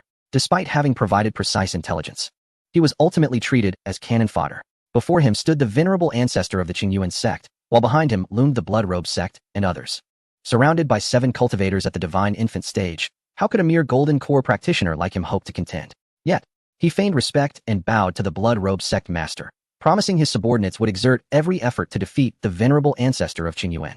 Huang Kuei adjusted his robe and shouted towards the venerable ancestor, asking if he might descend for a duel. The venerable ancestor gazed down from the skies, his eyes filled with disdain. Huang Kuei, you have betrayed your sect and joined the demonic path. How dare you return to provoke us? Very well. I shall personally end your life today and restore the honor of the Qingyuan sect. The venerable ancestor soared out of the protective formation on his sword, landing on the battlefield below. Unleash your power. Huang Kuei felt the oppressive aura of the divine infant stage bearing down on him, nearly suffocating him. It appeared he had no choice but to activate the blood jade. Before departing, the blood-robed sect master had bestowed upon him a high-grade blood jade, its potency several times greater than the one he had lost. With a crack, a sound akin to shattering glass resonated, and the bloodthirsty energy erupted within Huang Kuei's dantian. A flash of crimson surged from his eyes, and a ferocious rage began to contort his visage. Huang Kuei channeled his vital energy, releasing streams of crimson radiance from his pores. Correspondingly, the barriers to his cultivation began to loosen, drawing him closer to the divine infant stage. Forgive me, venerable ancestor. Huang Kuei formed a hand seal, summoning a long sword that unleashed countless streams of scarlet sword energy, transforming the battlefield into a crimson expanse. Qingying slash, he shouted, and in an instant, he vanished from his original position, propelling himself on the flying sword towards the venerable ancestor at great speed. Sword shadows danced, stirring the swirling yellow sands, as the brilliant scarlet light melded with the yellow storm, engulfing the venerable ancestor at the heart of the tempest. Daring to play with the Qingyuan sword art before me, you are truly overestimating yourself. Azure Sky Chasm. The venerable ancestor hurled the flying sword into the heavens, reciting an ancient incantation. Instantly, the sword in the sky began to grow exponentially. Within mere moments, a colossal sword over 1,000 meters in length hung in the air, descending with tremendous force. In an instant, the void trembled as the giant sword cleaved through the tempest of Huang Kuei's sword energy, crashing down upon him. Puff! Huang Kuei spat out a mouthful of black blood, flying backwards several dozen meters. Damn it, the instability of the divine infant stage cannot withstand this old monster. It seemed he would have to release everything. Huang Kuei gazed inward at the blood jade within his dantian, which had cracked at one corner yet remained largely intact. If it shattered completely, he could stabilize his divine infant stage. However, doing so would require the sacrifice of all his essence, and with even the slightest misstep, his cultivation could plummet or even vanish entirely. Furthermore, he would be gradually consumed by the jade's malevolent energy, ultimately becoming a slave to another. He cast a sorrowful glance towards the direction of the blood-robed sect master. Master, this was your intention from the very beginning, wasn't it? Even so, I have no path of retreat today. Release everything. With a series of cracking sounds, the blood jade within Huang Kuei's body erupted violently, releasing all the bloodthirsty energy. A torrent of crimson smoke suddenly engulfed Huang Kuei. In that moment, every hair on his body transformed into a scarlet hue, rendering him extraordinarily eerie and fearsome. At the second level of the divine infant realm, he could not contain his laughter. Finally, he had ascended to the divine infant realm. Qingyuan, prepare to meet your demise. Huang Kuei's true energy surged, and a red sandstorm erupted once more, charging directly towards the venerable ancestor Qingyuan. The two engaged in a fierce battle. Outside the sect, the overwhelming sandstorm blotted out the sun, while faint flashes of red and blue light occasionally pierced through, illuminating the dim atmosphere. The two combatants were locked in an intense struggle, and within the sect, all disciples and elders were enraptured by the spectacle. Truly, Our ancestral master possesses immense power. With the protection of our sect's great formation, the Qing Yuan sect is assured of survival. Indeed, the disciples, witnessing their first clash between divine infant realm cultivators, were left in awe, their morale soaring to new heights. Thunder rumbled. A loud crack echoed as a figure descended from the sky, shrouded in thick smoke. As the dust settled, the crowd recognized the visage. It was Huang Kuei. The ancestor emerged victorious. A euphoric cheer erupted throughout the arena. Humph, relying on sinister means to ascend to the divine infant realm is nothing but a facade. Qing Yuan scoffed, stroking his beard. I shall not allow you to perish so easily. Manifesting a pair of ethereal hands, he lifted Huang Kuei's body. At this moment, Huang Kuei's dantian lay shattered, his essence entirely depleted. He had lost his cultivation, reduced to mere mortality. Do not revel too soon, old man. The sect master is a late-stage divine infant practitioner. Today, the Qing Yuan sect shall surely perish. Huang Kuei retorted fiercely, teeth clenched in defiance. Ignoring him, Qing Yuan cast Huang Kuei into the confines of the Qing Yuan sect. Just then, a stir erupted from the direction of the Blood Departure sect. The onlookers turned to see the Blood Departure forces arrayed in formation, commencing their steady advance. It seemed an assault was imminent. All disciples of the Qing Yuan sect, heed my command. A portion shall remain to defend the formation, while the rest shall engage in battle. Qing Yuan bellowed from the skies. Kill, kill, kill. Energized by the recent battle of their ancestor, the disciples surged forth like they had been invigorated with newfound vigor. Before long, the forces collided, and the battle was poised to ignite. On the battlefield, disciples unleashed their treasures, striving to vanquish their foes. Vibrant divine lights shimmering and painting the sky in hues of the rainbow. However, the splendor was short-lived, as the disadvantages of the Qing Yuan sect soon became apparent. The average cultivation of the Blood Departure disciples far surpassed that of the Qing Yuan sect, wielding treasures of spiritual and even yellow-grade quality. While many from the Qing Yuan sect were still utilizing mundane artifacts, the one-sided suppression led to the Qing Yuan sect's retreat, with countless disciples falling. Rivers of blood staining the ground. The outcome of this battle was proving to be far more effortless than anticipated. Observing the battlefield from his chariot, the Blood Departure sect master remarked on the situation. Yet soon, a figure caught his attention. It was a woman clad in a flowing crimson gown, wielding a blue longsword, cutting through the chaos of the battlefield with deadly precision. Behind her, a divine phoenix's ethereal silhouette incessantly flapped its wings and cried out, dissipating all incoming assaults. Surrounding her were dozens of azure sword shadows, sharp and swift, ruthlessly annihilating the disciples of the blood-leaving sect with unwavering determination. Additionally, a shadow of a great dragon trailed behind her, lending her movements an air of both reality and illusion. The disheveled tips of her hair gently brushed against her face, bestowing her striking visage with a unique charm reminiscent of the battlefield. The fiery blood bishop was instantly captivated by the power emanating from the fiery Ling Er. Both the domineering flames and the unpredictable dragon shadow stirred a tumult of emotions within him. My blood magic cultivation has reached a bottleneck. My body plagued by chaotic Yin energy. Should I be able to utilize this woman's primal essence to assist my cultivation, I could surely advance further. With this thought, a smile curved upon the blood bishop's lips. He extended a claw, and a colossal blood-red hand appeared, spanning the void and hurtling towards Ling Er. Chapter 11. Blood Bishop. Amidst her rampage, Ling Er suddenly sensed an overwhelming pressure. She turned her gaze towards the source of her intuition, only to behold a gargantuan handprint soaring through the air. Billowing clouds of crimson smoke enveloped the massive hand, which approached her with a claw-like menace. A sense of crisis surged within her, prompting her to retreat at great speed. Yet no matter how swiftly she moved, she could not evade the pursuing handprint. This attack was aimed solely at her. A sudden realization struck Ling Er. The pressure exerted by the colossal hand, imbued with the essence of a divine infant, rendered her as if trapped in an icy abyss. Her phoenix flames extinguished in an instant, and her dantian fell into silence. Outrageous. Observing the perilous situation, Elder Qing Yuan hastily mobilized his energy to counteract. Once more, he unleashed the formidable move of the sky-piercing giant sword, colliding directly with the blood-red hand. Bang! The tremendous force of the impact sent plumes of earth and debris soaring 100 feet into the air, radiating outward in waves. Disciples nearby were instantly left reeling, blood streaming from their orifices, bones shattered, and sinews torn. Elder Qing Yuan felt an overwhelming pressure. The power contained within that blood-red hand was far too formidable, and he was on the verge of succumbing. Spitting out a mouthful of blackened blood, Elder Qing Yuan was thrown back several hundred meters. This individual is exceptionally powerful. He gasped in astonishment.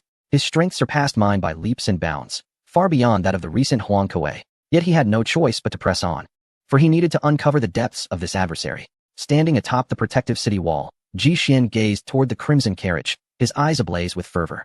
A cultivation of the 7th level of the divine infant realm is indeed rare in Jinzhou. It seems he must have connections with the Nanzhao kingdom. Meanwhile, Elder Qing Yuan struggled to rise, Lifting the azure longsword, he charged directly at the crimson carriage. Prepare to meet your demise, he bellowed, as countless sword shadows manifested and wove together to form a sword formation, attempting to ensnare the crimson carriage within. Presumptuous. A raspy voice emerged from within the blood-red carriage. Suddenly, the space quaked violently, and a figure clad in a red and black robe, the Blood Bishop, soared forth, confronting the tempest of Elder Qing Yuan's sword energy. Blood demon devours the heavens. Before the blood-robed sect master appeared a swirling vortex of crimson hue, within which echoed the anguished wails of tormented spirits, instilling a profound sense of dread among the assembled cultivators. A shocking event unfolded before the astonished eyes of the Elder Qing Yuan, as all sword shadows were devoured by the vortex, becoming its sustenance. Consequently, the vortex expanded in size, growing from an initial length of 10 zhang to a staggering 100 zhang. Furthermore, Elder Qing Yuan distinctly sensed that his own life essence was gradually being siphoned away by the vortex. Qing Yuan Sword Array. Elder Qing Yuan unveiled his soul trump card, a formation disc he had painstakingly forged over half a lifetime, containing a fragmented Earth-grade sword array. With a thunderous roar, the sword array was summoned, invoking the tumultuous rumblings of thunder from the heavens. Oh, a fragmented Earth-grade sword array. The blood-robed sect master expressed keen interest, realizing that the Qing Yuan sect indeed possessed some hidden depth. However, he deemed it of no consequence to him. Blood demon slaughter. Suddenly, a colossal demonic figure, towering 1,000 zhang, materialized behind the blood-robed sect master. Its terrifying visage, adorned with a green face and sharp fangs, emanated an aura that instilled fear even in Elder Qing Yuan. As the sword array spiraled amidst the thunderous roars, Elder Qing Yuan wielded his sword to unleash a barrage of sword shadows, clashing with the demonic form. Boom, boom, boom. With a series of explosive sounds, the sword array detonated, and Elder Qing Yuan found himself ensnared in the grip of the demonic entity, unable to extricate himself despite his desperate efforts. The disciples of the Qing Yuan sect turned pale, realizing the dire predicament. Their elder had been captured. What other trump cards could they possibly employ against the Bloodly sect now? How infuriating. Why had their sect leader not returned yet? Was the southern front still not resolved? They began to flee in droves, seeking refuge within their sect, clinging to the faintest hope of survival.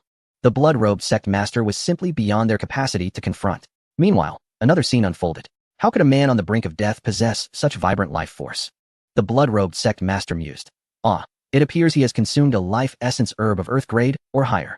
The Qing Yuan sect harbors substantial secrets. His excitement grew. This implies that the legendary celestial grade treasure truly exists. Yet, why has that Ji Xuan, the golden core cultivator, not yet made an appearance? Could it be he has fled? Hey, old fool, where has that Ji Xuan gone? The blood-robed sect master demanded. You dare to speak such nonsense? Enraged, the blood-robed sect master could not believe this elder still dared to resist at such a critical moment. I shall slay you, and the medicinal power within you shall be mine to refine. With that, the demonic figure clenched its fist tightly, intending to refine Elder Qing Yuan within its grasp. Suddenly, a faint spark ignited within the palm of the demonic entity, and a formidable force of rules instantaneously halted the demonic figure's attempt to refine Elder Qing Yuan. What is this? Before the blood-robed sect master could react, the spark erupted violently, unleashing a fierce tongue of flame that engulfed one of the demonic figure's arms. With a crackling sound, the massive hand of the demonic figure disintegrated, and Elder Qing Yuan was enveloped in a torrent of spiritual energy. Drawn back towards the Qing Yuan sect, the blood-robed sect master's expression turned grave as he gazed towards the Qing Yuan sect, seemingly anticipating something. On the battlefield, all disciples of the Qing Yuan sect fled against the tide of war, pursued relentlessly by the troops of the Blood Departure sect. Among them stood a solitary youth, clad in flowing white robes, his hair dancing in the wind, his countenance both valiant and striking. With measured strides, he advanced against the throng towards the direction of the Blood Departure sect. Behind him, a long dragon shadow spiraled, reminiscent of the one trailing behind the fiery Linger, yet far more agile and profound. With each step he took, it seemed as though he traversed hundreds of miles. Each stride embodied a person, each step cast a shadow. The Blood Departure sect's forces halted in their advance upon witnessing this enigmatic youth, watching him with vigilant apprehension. Exhausted from the conflict, they yearned for respite. Rest now. You have fought long enough, Ji Xian said with a serene smile, addressing the troops of the Blood Departure sect. Such a warm smile, in the eyes of the Blood Departure sect members, resembled a devil's beckoning, as a formidable sense of oppression descended upon them, rendering them immobile. Fiery annihilation. With a sweeping motion of his hand, a vast ocean of flames erupted in the void, spanning 1,000 miles. Within this inferno, magma churned, thunder surged, and ethereal dragons swam alongside divine eagles, yet all were mere manifestations of fire. The ability to transform the Tao into form, what manner of being is this? The blood-robed leader, facing him, bore a grave expression, as if confronted by a formidable foe. Were it not for the awareness of this individual's cultivation still resting within the divine infant realm, he might have genuinely believed that a transcendent being had descended upon them. In the next moment, torrents of magma cascaded down from the fiery ocean, engulfing the troops of the Blood Departure sect. Ah, kill me quickly. The pain is unbearable. Cries of anguish echoed across the battlefield. The eternal fire of the undying, a boon for practitioners, served as a profound weapon against their enemies. To be touched by such flames meant erasure from the very essence of the laws of existence. The denial of one's very being inflicted excruciating torment, both physically and mentally, upon the afflicted. Many, in their suffering, preferred death over enduring such agony. At that moment, the battlefield lay shrouded in a pall of desolation, devoid of life. In the instant Ji Xian arrived, an army of 10,000 met its end. With keen interest, Ji Xian gazed towards the distant horizon where the blood-robed leader stood, declaring, "Come forth to meet your demise." Chapter 12. The Holy Sword cleaves the heavens. The heavenly fire breaks the thunder calamity. The white-robed youth advanced calmly, step by step, towards the ranks of the Blood Departure sect. Behind him blazed an inferno, accompanied by visions of various divine beasts. Before him lay an endless expanse, stained by blackened ashes. The Blood Departure sect was now left with merely 1,000 members of the elite guard. The blood-robed leader, hovering in midair, wore a grave expression. Another divine infant? It seems the seemingly modest Qingyuan sect harbors hidden talents. Originally, the Blood Departure sect was an obscure demonic sect, boasting only one divine infant to safeguard it. Yet even so, it managed to hold sway over half of the demonic realm in Jinzhou. Their subsequent collaboration with the Nanzhao people allowed them to amass resources, giving rise to several additional divine infants, thus fortifying their standing across Jinzhou. Little did they anticipate that the Qingyuan sect concealed not one, but two divine infants within its ranks. Although the Blood-Robe Cardinal was confident in his ability to effortlessly crush the Qingyuan sect, the appearance of Elder Ji Xian brought him considerable shock. Could it be that I am not mistaken? Is that truly Elder Ji Xian? A disciple, peering through the thick haze, recognized Ji Xian's figure and countenance. It is indeed him. Could he have been the one to incite that inferno? Don't be ridiculous. How could it be? Isn't the sect leader Ji at the core formation level? How could he possibly annihilate tens of thousands with a mere gesture? Surely it must have been our ancestral elder employing a secret technique to safeguard the Qingyuan sect. The disciples murmured among themselves. Regardless of the circumstances, they could not fathom that the overwhelming aura they had just witnessed was the work of Ji Xian. In their minds, only a divine infant realm cultivator could invoke such celestial forces, and the recent phenomenon must have been orchestrated by their ancestor. The retreating ancestral elder of the Qingyuan sect overheard the discussions of his disciples and could not help but smile bitterly. Had it not been for his ally Ji, he might have already met his demise at the hands of the demonic sect. Meanwhile, Huang Kuei, sprawled on the ground, felt the nearly extinguished flicker of his life force reignite upon witnessing Ji Xian's intervention. Yet it was not hope that surged within him, but rather a profound despair. Ji Xian was indeed a cultivator of the divine infant realm, and furthermore, his prowess exceeded that of the Qingyuan ancestral elder. What was his true intention in allowing me to leave that day? My breach of the formation's edge could not have escaped his notice. Could it be that Huang Kuei, dragging his decaying body, gazed towards the remnants of the Bloodly sect facing Ji Xian? Was his true target the Bloodly sect? A thunderclap resonated within Huang Kuei's heart. He had prided himself on his formidable cultivation and shrewdness, maneuvering between the two sects with the intent of ultimately claiming the position of sect leader of the Qingyuan sect. Little did he realize that he had merely been a pawn throughout this entire scheme. The Qingyuan sect would not let him off easily. His only hope now lay in the Blood-Robe Cardinal eliminating Ji Xian and breaking through the Qingyuan sect. He still possessed some frontline military intelligence to barter with the Blood-Robe Cardinal in a desperate bid for survival. Meanwhile, at the center of the battlefield, Ji Xian gazed up at the Blood-Robe Cardinal. "Did you not hear me when I said to descend and meet your demise?" The Blood-Robe Cardinal's expression darkened. No one had ever spoken to him in such a manner. Did he truly believe that mastering a large-scale destructive technique would enable him to contend with the teachings of this sect? The disparity in cultivation is something you cannot bridge, no matter how hard you strive. The Blood-Robe Cardinal bellowed. He then produced a dark green flag and unleashed it. The flag hung suspended in the air, fluttering in the wind, and began to operate under the Cardinal's command. The soul-summoning banner. Suddenly, eerie sounds erupted from behind Ji Xian's position. What is that? The undead are rising. How terrifying. Is this the power of the divine infant realm? Amidst the astonished cries of the disciples, Ji Xian sensed a multitude of dark green spectral forms emerging from the positions of the once-deceased soldiers.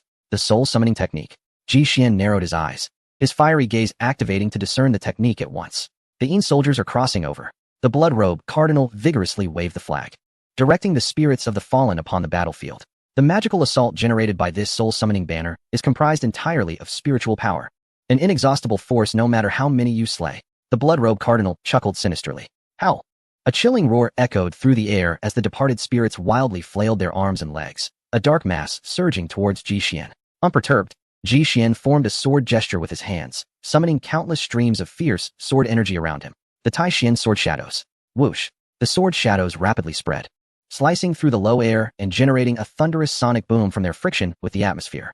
The myriad sword shadows danced like willow catkins, flickering with strands of holy fire at their tips. Clang, clang, clang. The bodies of the spirits were instantaneously pierced by the sword shadows, collapsing to the ground and transforming into remnants of their former selves. Just as the remnants sought to coalesce and revive, the flames at the sword tips erupted, sweeping across the battlefield once more. Under the overwhelming inferno, all spirits were obliterated in an instant, with none surviving. What? The blood-clothed bishop was taken aback. He had presumed that Ji Xian wielded merely a standard fire technique, one with extensive destructive power. It was normal for 1,000 lowly disciples to be vanquished in an instant. Yet, it appeared that this fire was extraordinarily profound. Very well, I shall personally engage you. The blood-clothed bishop twirled his robe and soared into the low sky. He once again manifested his demonic form, this time accompanied by the blood-red vortex that had just appeared. The demon enveloped the world. The blood-clothed bishop fully fused with the demonic body, transforming into a colossal fiend that charged menacingly towards Ji Xian. With each step he took, the void subtly trembled. Overreaching, Ji Xian coldly declared, "Heavenly Fire Divine Fist." Ji Xian formed seals with his hands, and then unleashed a powerful punch. This was the second form of the Burning Heaven Talisman, capable of piercing the void and incinerating all things upon reaching perfection. Boom! The two forces collided, sending a whirlwind of dust soaring hundreds of meters into the air. From the center of the sandstorm came a wretched scream. The towering demonic form was ensnared by a massive flaming hand, rapidly melting away. The blood-clothed bishop's robe was charred to tatters, and large patches of his skin were scorched. Had it not been for the inferior magical robe he wore, that strike would have surely claimed his life. Form the formation and slay the enemy. The blood-clothed bishop shouted towards the formation. In an instant, 5 divine rainbows soared towards the heavens. The remaining 5 divine infant realm cultivators of the blood-leaving sect. Ji Xian emerged from the thick smoke, gazing down upon the group below. They had summoned a foot-long array disc. A 6-pointed star formation swiftly took shape.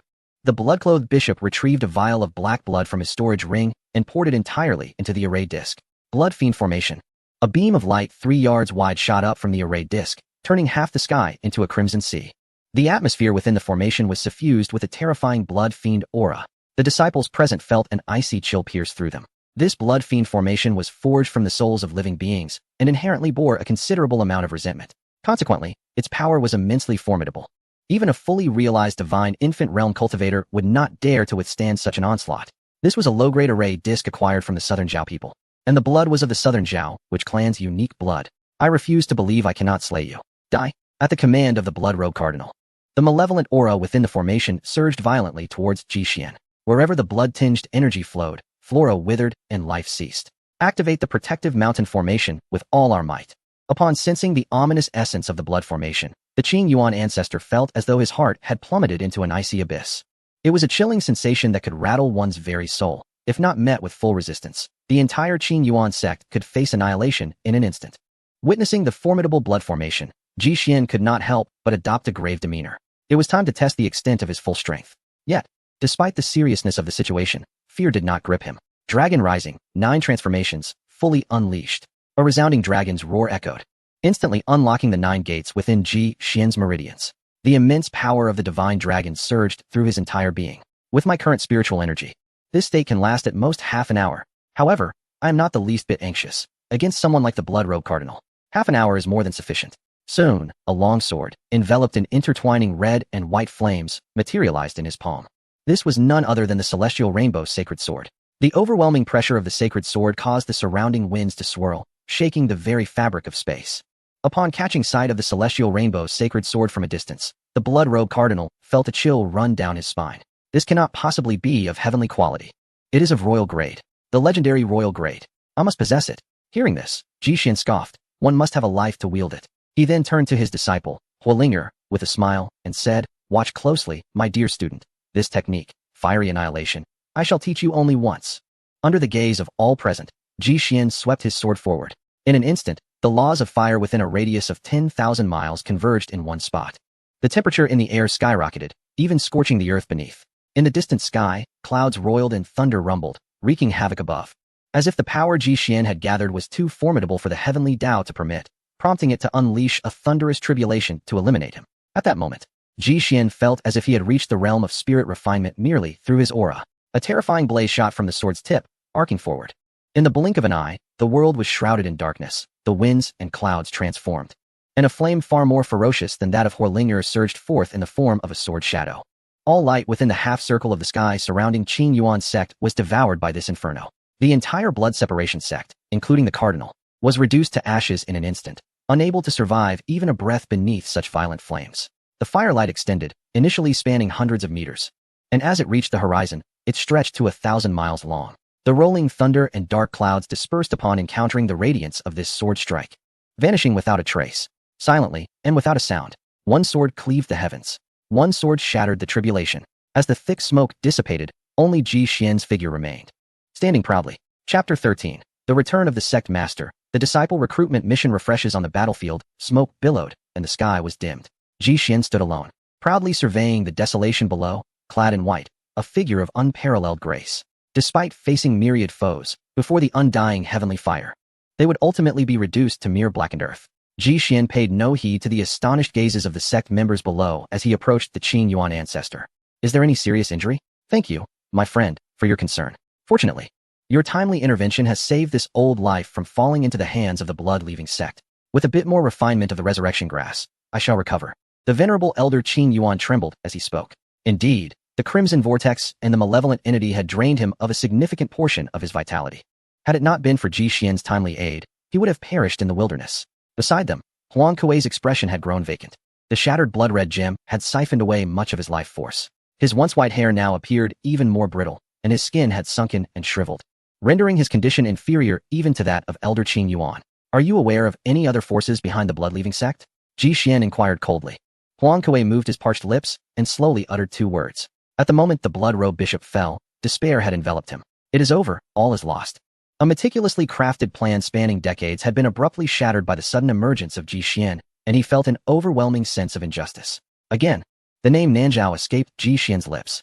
He had encountered this term multiple times, suggesting that a journey to the southern region for further investigation was warranted. What about the others? Huang Kuei shook his head, indicating his lack of knowledge. His cultivation had been rendered useless, and he held no practical value any longer. It was time to depart in peace. Ji Xian pointed, and a blade of sword energy pierced Huang Kuei's brow.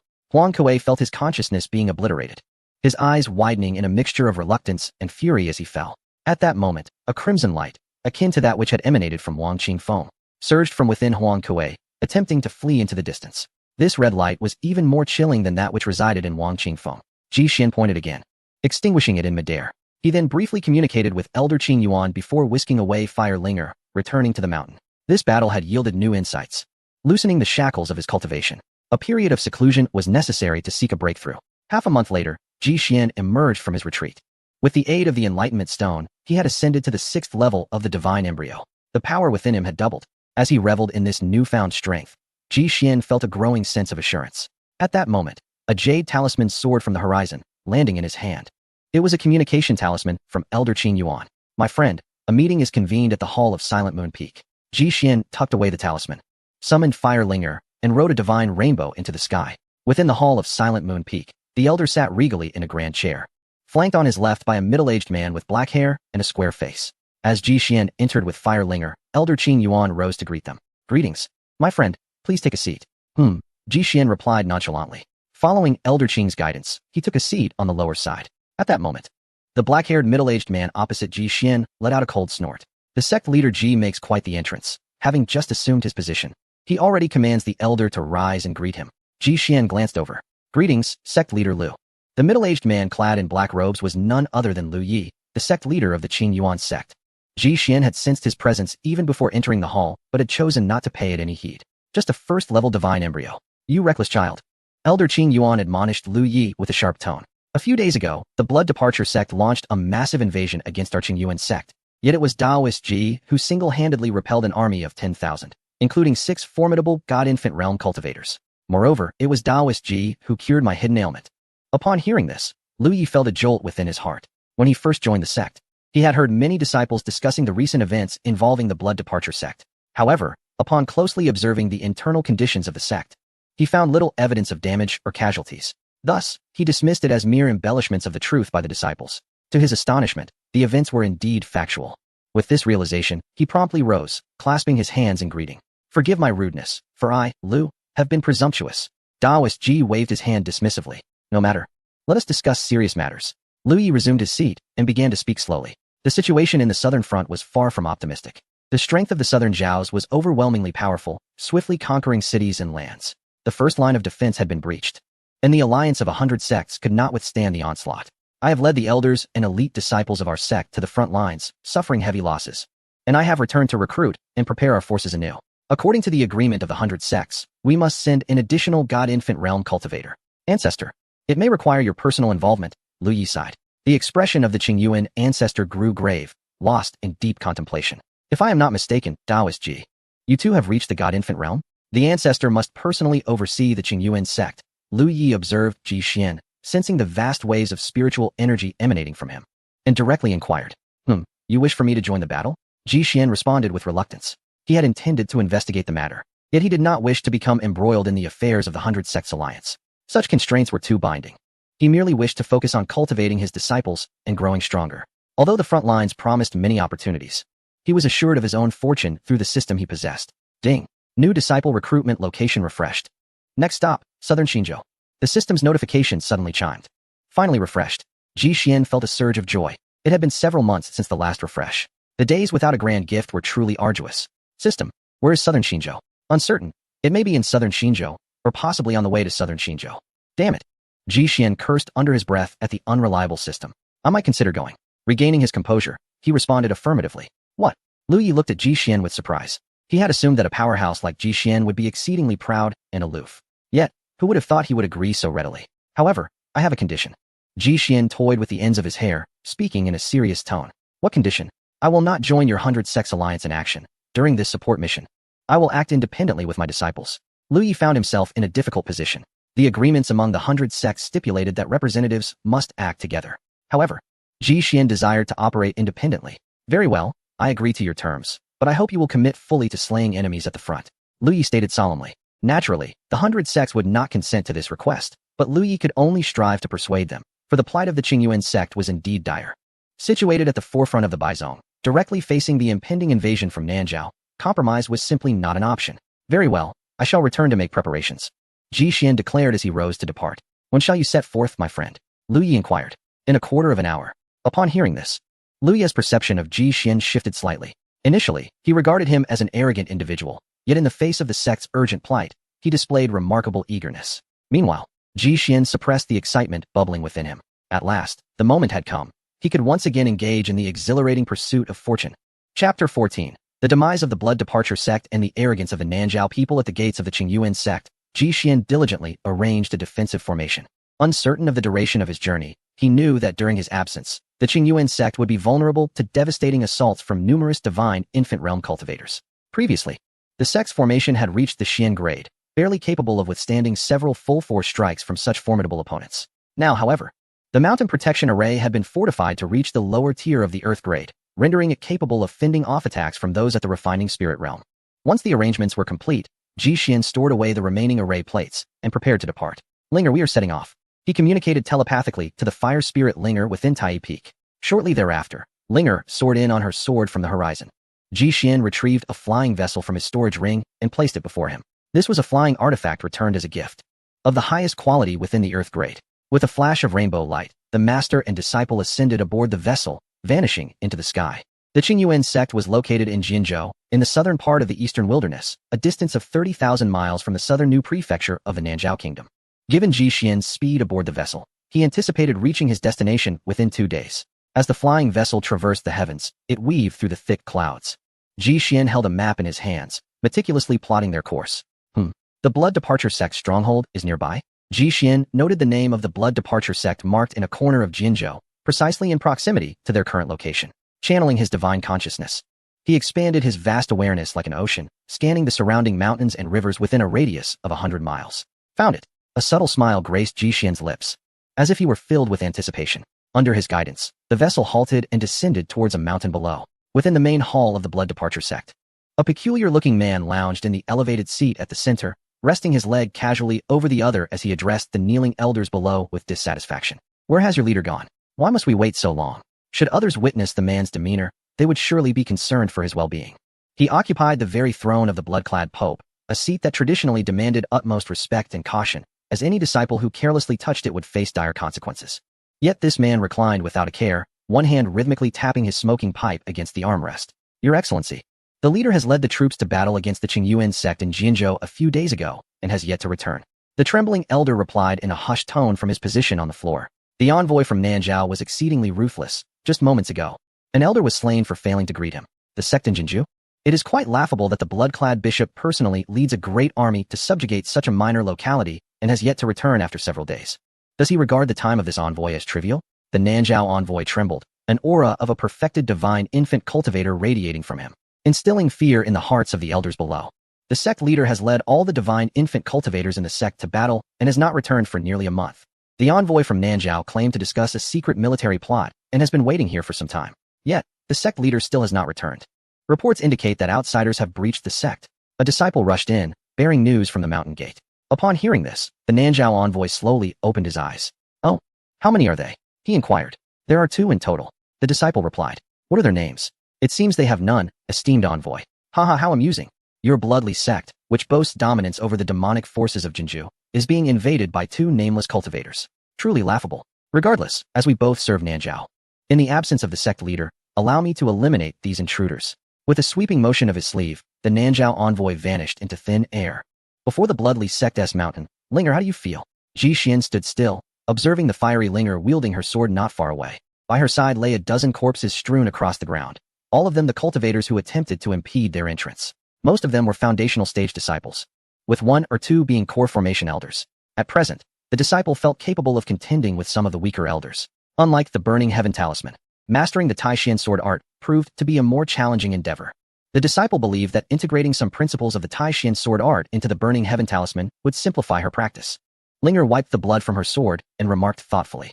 Ji Xian nodded. Linger truly embodied the prowess of an emperor-level cultivator.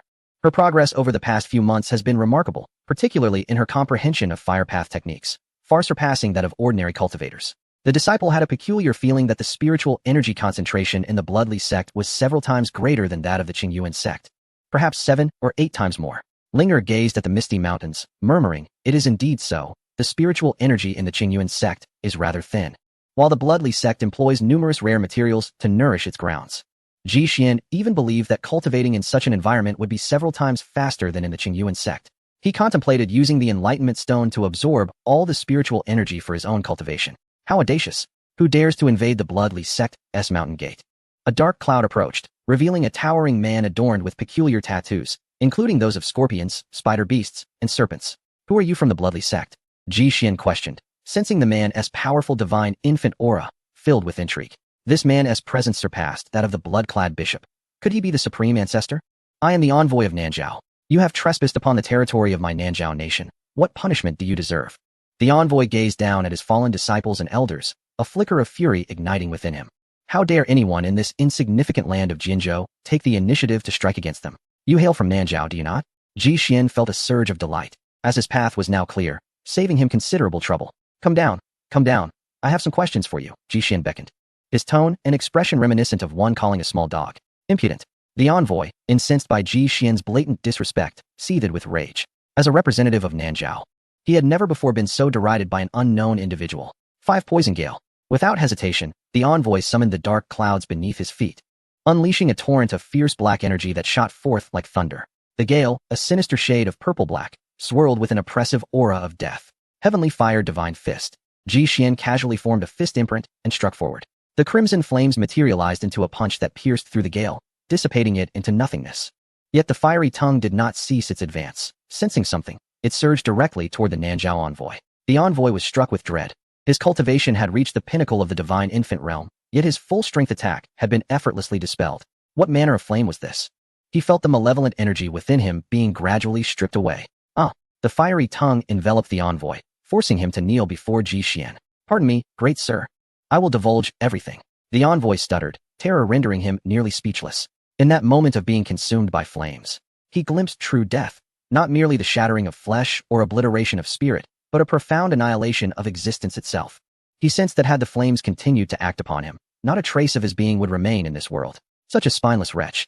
Ji Xian remarked with a wicked smile. What brings a Nanzhao envoy to this place? In response to your question, I came to establish contact with the Blood Robe sect leader, intending to recruit him as an insider to facilitate a grand assault on Jinzhou, the envoy replied, his tone losing fervor.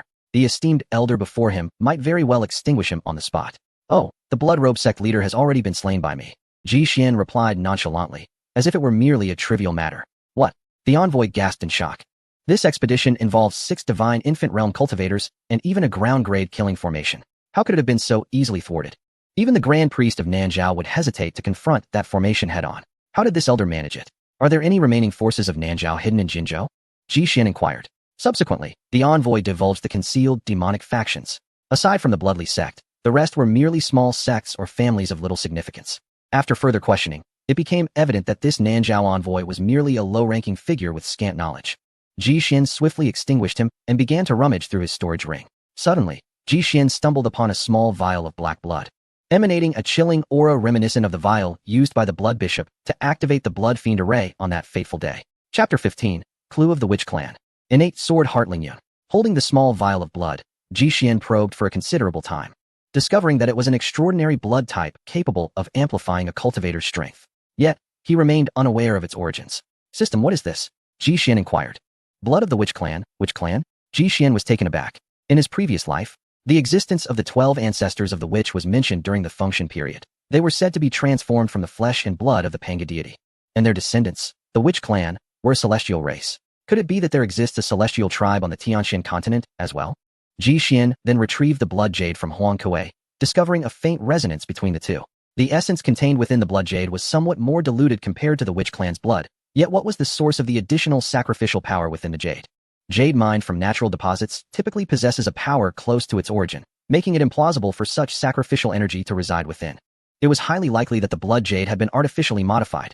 However, the question remained, where would this sacrificial power go? After Firelinger had slain Wang Qingfeng, the residual blood fiend aura within Wang Qingfeng's corpse had attempted to flee the scene, only to be intercepted by Ji Xian. The same occurred with Huang Kuei. Where was that blood fiend aura truly destined? Left with myriad questions, Ji Xian awaited further exploration. Subsequently, he gifted some treasures from his ring to Firelinger, receiving high-grade heavenly materials in return. Ding! The host has gifted 1x1 Mystic Grade Upper by Yun Stone, triggering a 15,000-fold return. Obtained 1x1 Royal Grade Upper Enlightenment Stone for Essence Secret Stone. Another Enlightenment Stone? Ji Xian pulled out the stone radiating with 4 colors of divine light. Examining it closely, this 4 Essence Secret Stone appeared to be a next-generation version of his 5 Essence Secret Stone. He casually tossed it to Fireling, as he already possessed a Holy Grade Stone, rendering this Royal Grade 1 superfluous. Ding! The host has gifted 1x1 Earth Grade Lower Treasure Origin Mirror, triggering a 51,000-fold return. Obtained 1x1 Holy Grade Mid-Level Soul Manipulation Lamp. Holy Grade Mid-Level. Ji Xian promptly checked the functionalities of the Soul Manipulation Lamp. Soul Manipulation Lamp. Holy Grade Mid-Level. The wearer is immune to all soul attacks below the Holy King realm and can control all souls below the Holy level. It can also amplify the wearer's soul attacks, doubling their power. It seemed to be a treasure concerning the souls of cultivators. However, what of this Holy King realm? The Holy King realm is a level among the Holy Ones. The host is currently far too inadequate to require knowledge of it. Ji Xian sighed. The path of cultivation is indeed a long and arduous journey. This system truly had a knack for mockery. Yet, with this soul manipulation lamp, there seemed to be no cultivator in the Tianxian continent capable of threatening his soul anymore. What a comforting thought. In the ensuing half-day, Ji Xian thoroughly cleared out the entire inventory of the Blood Departure sect, leaving not even the lowest grade body refinement pill behind. He even amassed several million spirit stones. The elders and disciples of the Blood Departure sect felt an overwhelming sense of frustration as they witnessed Ji Xian's brazen plundering of resources. Unable to fight back or voice their grievances, they could only kneel and plead with him. Hero, we implore you, leave us a little. We have not received our salaries for half a year. Yet Ji Xian paid them no heed. How dare they negotiate with him? After obliterating the sect's mountain gate with a single strike, the two boarded their flying vessel once more, vanishing into the horizon. Half a day later, they had traversed nearly 6,000 miles. As evening fell, Ji Xian reclined in the flying vessel and fell into a deep slumber. Cultivators at the Foundation establishment stage could already harness the essence of heaven and earth to nurture their bodies, rendering sleep unnecessary. However, Ji Xian, with his earthling habits, found it impossible to forego sleep. The following morning, a cacophony from the system abruptly jolted Ji Xian from his dreams. Rise, rise! Detected an apprentice of imperial stature nearby the host. Where? Ji Xian sprang up abruptly, nearly toppling from the vessel at an altitude of 10,000 meters. Ling Yun, male, 17 years old. Talent. SS. Cultivation, none. Physique. Innate sword heart, possessing a sword heart at birth, capable of perceiving all things as swords, and effortlessly comprehending all sword techniques. Entered the river of swordsmanship and debated with saints at the age of 3. What? Debating with saints at the age of 3? In the river of swordsmanship?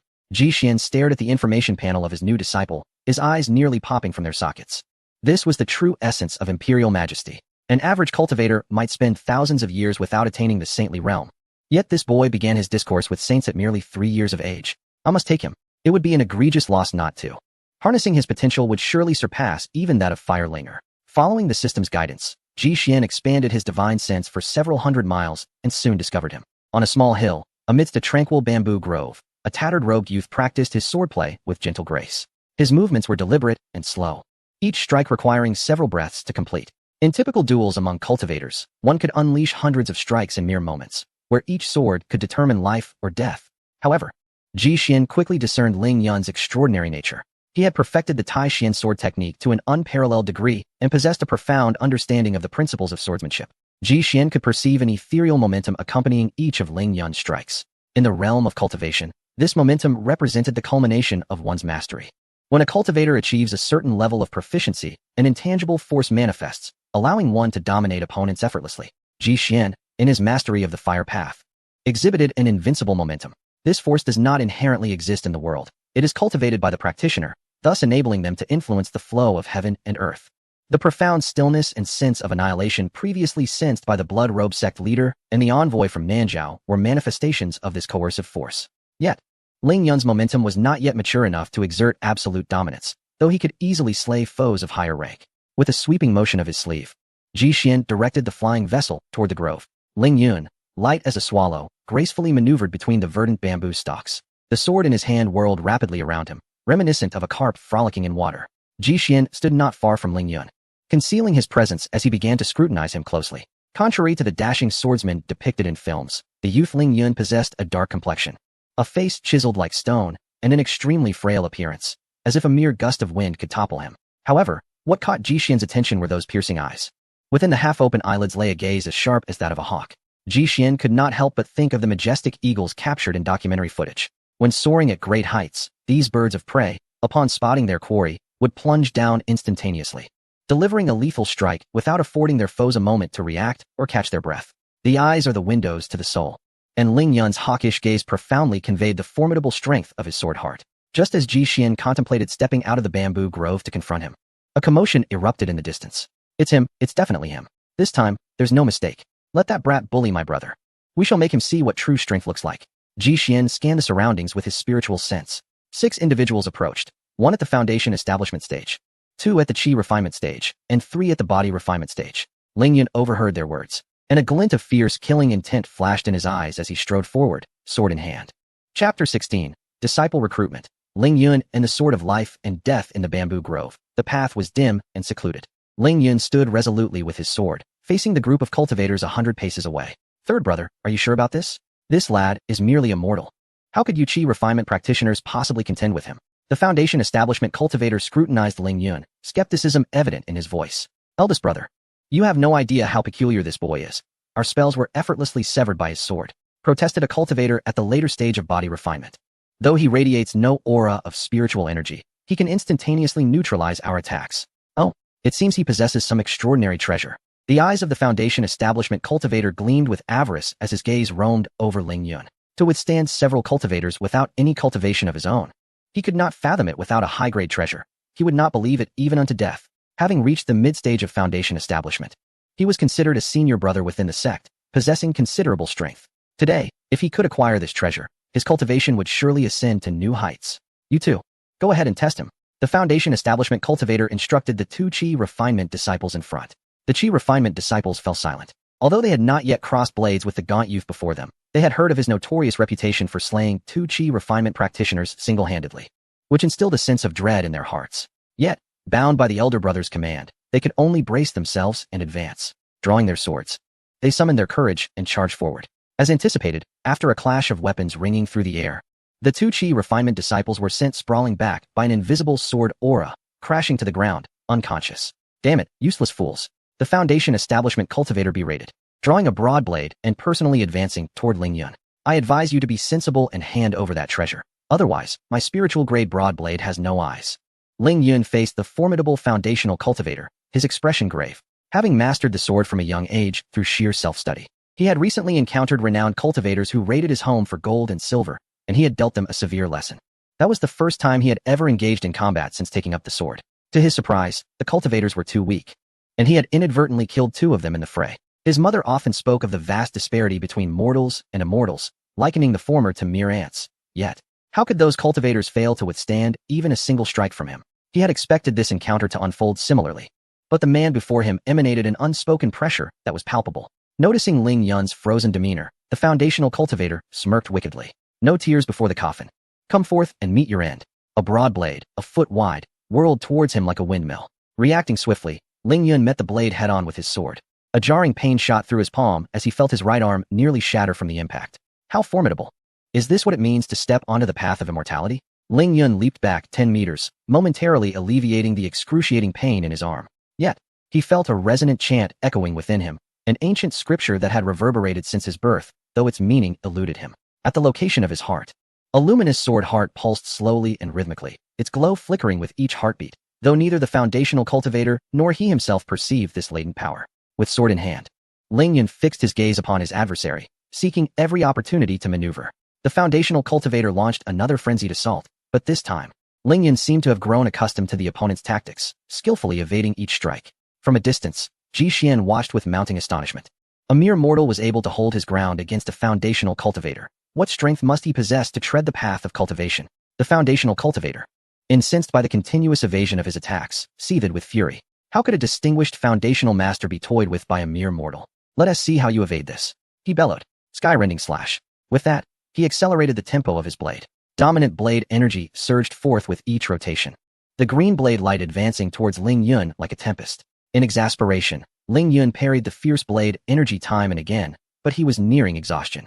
Ultimately, he was still immortal, unable to draw upon spiritual energy to sustain his fight. His iron sword was now riddled with cracks, and his arms were lacerated, blood flowing freely. Yet, the foundational cultivator showed no sign of relenting. He sought to take Ling Yun's life. A surge of rage welled within Ling Yun. If he could step onto the path of immortality, how could he be suppressed by such a lowly adversary? But alas, his ailing mother. Ling Yun's condition deteriorated rapidly, blood loss rendering him faint. If he ceased to defend himself, there was no doubt he would be cleaved into pieces by the whirling blade before him. Die, he thought fiercely. The foundation-building cultivator's eyes narrowed with cold intensity as he brought his blade down with force. The sound of metal clashing reverberated, jolting Ling Yun's spirit. Contrary to his expectations of an imminent attack, the atmosphere around him fell into an eerie silence. Instead, a young man clad in white stood resolutely before him, his tall figure erect and unwavering. Had he managed to intercept the strike? Ling Yun craned his neck to catch a glimpse, and what he beheld left him utterly astonished. The young man, Ji Xian, had merely used a single fingertip to halt the blade's edge, creating a significant dent in the weapon. The foundation-building cultivator stood before him, eyes wide in disbelief, scarcely daring to breathe. This individual had withstood his full-force strike using nothing but his own flesh? It was well known that such a blow possessed the power to fell any cultivator of equal rank. Could it be that you are a senior? The cultivator stammered, his legs trembling and body quaking in fear. Ji Xian shook his head, indicating that no words were necessary. Death awaited him. In an instant, the cultivator buried his head in the ground, trembling all over. Senior, we did not mean any harm. Please. Boom. Before he could finish his plea, Ji Xian's foot crushed him into a gory mass. Thank you, master, for saving my life. Ling Yun exclaimed, dropping to his knees and bowing deeply before Ji Xian. Observing this, Ji Xian made no move to assist him. Since he was already kneeling, he might as well complete the formalities of apprenticeship. I perceive your extraordinary bone structure and innate sword heart. Would you consider taking me as your master? As Ji Xian spoke, an overwhelming aura of sword intent emanated from him, stirring the surrounding bamboo into a frenzied dance. The leaves twirled in a swirling vortex around Ji Xian. At that moment, Ling Yun felt his heart ignite with recognition. Such formidable sword intent. When he was 10, a celestial master had once taken an interest in him, but the master's sword intent had been too feeble, failing to elicit any response from his sword heart, leading him to reject the offer. For years thereafter, he had been noticed by others, yet he had turned them down for the same reasons. Coupled with his mother's grave illness, he had lost the will to pursue the path of the sword. After so many years, he had resigned himself to the belief that he was destined to be estranged from the immortal way, only to unexpectedly encounter a true master today. He sensed his sword heart buzzing with excitement. Yet, I desire to be your disciple. But my mother suffers from a cold ailment and has no one to care for her. A cold ailment? Ji Xian mused internally. With my supreme mastery of the Fire Tao, is there any illness I cannot cure? If you agree, I promise to assist in treating your mother's condition. Ji Xian stated calmly. Thank you, master. I humbly bow before you. Ling Yun felt an exhilarating rush within. He had indeed met a benevolent immortal. Ding. Disciple Ling Yun has successfully become an apprentice. Reward. Supreme Holy Law Life and Death Divine Sword. What does Supreme Holy Law mean? Ji Xian pondered, gazing at the notification from the system with curiosity.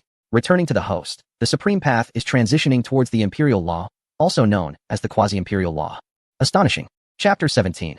A 30,000-fold transmission returns, breaking through the realm of refining the divine, replicating the Sword God King body, achieving perfection in the Sword Path. Ji Xian gazed at the Quasi-Imperial Law that lay quietly within the system's space, somewhat bewildered. His second disciple had already come into contact with the legendary Imperial Law. What would it be like when he gathered 1,000 disciples? This system reiterates, only accepts emperors. Go away. Ji Xian promptly closed the system panel and began to indulge in fantasies again. At that moment, a crimson divine rainbow soared from the distant horizon. As the divine rainbow descended, it manifested the figure of Hua Ling. Master, Linger has returned.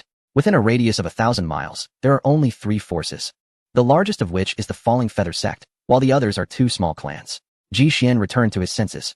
Moments ago, upon detecting Ling Yun, Ji Xian had sent Hua Linger out to investigate for safety. Ling Yun, meet your senior sister. Ji Xian gestured toward Hua Linger. Junior brother Ling Yun. Greetings to senior sister. Ling Yun clasped his hands and slightly bowed. Junior brother? Hua Linger, hearing Ling Yun's words, began to curiously scrutinize him. This junior brother doesn't seem particularly handsome. She then turned her gaze to Ji Xian, carefully examining his gallant and striking features. Not that he isn't handsome, but perhaps a bit rugged. Ji Xian sensed Hua Linger's gaze and understood her thoughts, promptly rolling his eyes at her. Take good care of your junior brother. Ji Xian admonished sternly. Yes. Hua Linger shivered slightly. This was indeed the first time master had been so stern with her. Ji Xian patted Ling Yun on the shoulder. Come, I shall impart the law to you. Thank you, master. Ling Yun's eyes were fixed on Ji Xian, seemingly anticipating something. This lad, with sword-like brows and starry eyes, a tanned complexion, and a slightly gaunt face, resembled a swordsman from a drama set in the Northwest.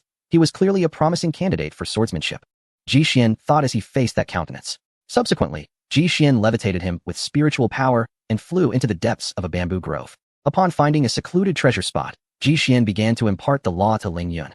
He inscribed the sword of life and death with his divine sense before transmitting it to Ling Yun. During the transcription, Ji Xian discovered that the sword of life and death consisted of only 2 techniques. Yet, the profound truths of life and death contained within were exceedingly enigmatic. One technique was the sword of life, primarily defensive. A sword held before oneself could ward off all attacks. The other technique was the sword of death, primarily offensive. A sword unleashed upon the enemy could slay all. Next, I shall impart you the power. What does imparting power mean? Ling Yun inquired. It means transferring a portion of my cultivation to you, thereby reducing the time required for your training. Starting cultivation at 17 is rather late for a practitioner. Ji Xian elucidated. But master, if that's the case. Ling Yun hesitated to say more. It matters not, even if my cultivation wanes. As long as you can grow strong, I shall have no regrets. Ji Xian spoke with solemn conviction. Master. Tears welled in Ling Yun's deep-set eyes. He had truly encountered a remarkable master. From now on, he would diligently cultivate, not disappointing his esteemed expectations. Let us begin. Ji Xian gently rested his hands against Ling Yun's back, commencing the transfer of his profound energy. Ling Yun felt a warm sensation emanating from just below his abdomen. As a soothing current surged within him, the once dormant and desolate Dantian, comparable to the size of a walnut, began to expand at this moment. While the sacred heart within his body radiated an intense brilliance, the light of the sword heart coursed through his meridians and entered the Dantian. Simultaneously, the aura of his cultivation began to rise dramatically. Breakthrough to Body Refinement Realm. Body Refinement, First Layer. Body Refinement, Second Layer. Body Refinement, Ninth Layer. Completion of the Body Refinement Realm. Breakthrough to Chi Refinement Realm. Chi Refinement, First Layer. Chi Refinement, Second Layer. Chi Refinement, Ninth Layer. Completion of the Chi Refinement Realm. Breakthrough to Foundation Establishment Realm. Foundation Establishment, First Layer. He gradually came to a halt at the first layer of Foundation Establishment. Ji Xian had generously imparted additional energy to Ling Yun this time, minimizing the time he needed to cultivate in these 2 realms. Their next destination was the border region, where the southern Zhao people were known for their brutality. Should Ling Yun's cultivation be insufficient, he would find himself in perilous circumstances. Once the Dantian settled, Ling Yun felt an overwhelming surge of spiritual power coursing through him, with the immense sword intent from the sword heart flowing into his Dantian. rendering him as sharp as a divine sword. Thank you, master. Ling Yun turned to see Ji Xian's complexion pale, his cheeks sunken, and his eye bags swollen. Master, why do you suddenly look so frail? He exclaimed in astonishment. Shut up, you brat. Ji Xian's parched lips moved slightly. I've fallen to the 4th layer of divine infant now. Damn it, where's my cultivation? Ding. The host has received energy from body refinement 10th layer, chi refinement 10th layer, and foundation establishment 1st layer, triggering a 30,000 times return. Return cultivation to 7th layer of divine spirit realm. Suddenly, Ji Xian felt a flow of warmth entering his dantian, revitalizing his withered dantian and organs. A powerful and overwhelming aura began to swell. Great completion of the divine infant realm. Great completion of the divine spirit realm. Breakthrough to the divine spirit realm. Divine spirit 1st layer. Divine spirit 2nd layer. Divine spirit 3rd layer. Divine spirit 4th layer. Divine spirit 5th layer.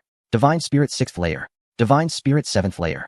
A formidable aura radiated from Ji Xian's body, causing mountains within a 1,000-mile radius to tremble under the impact of this power.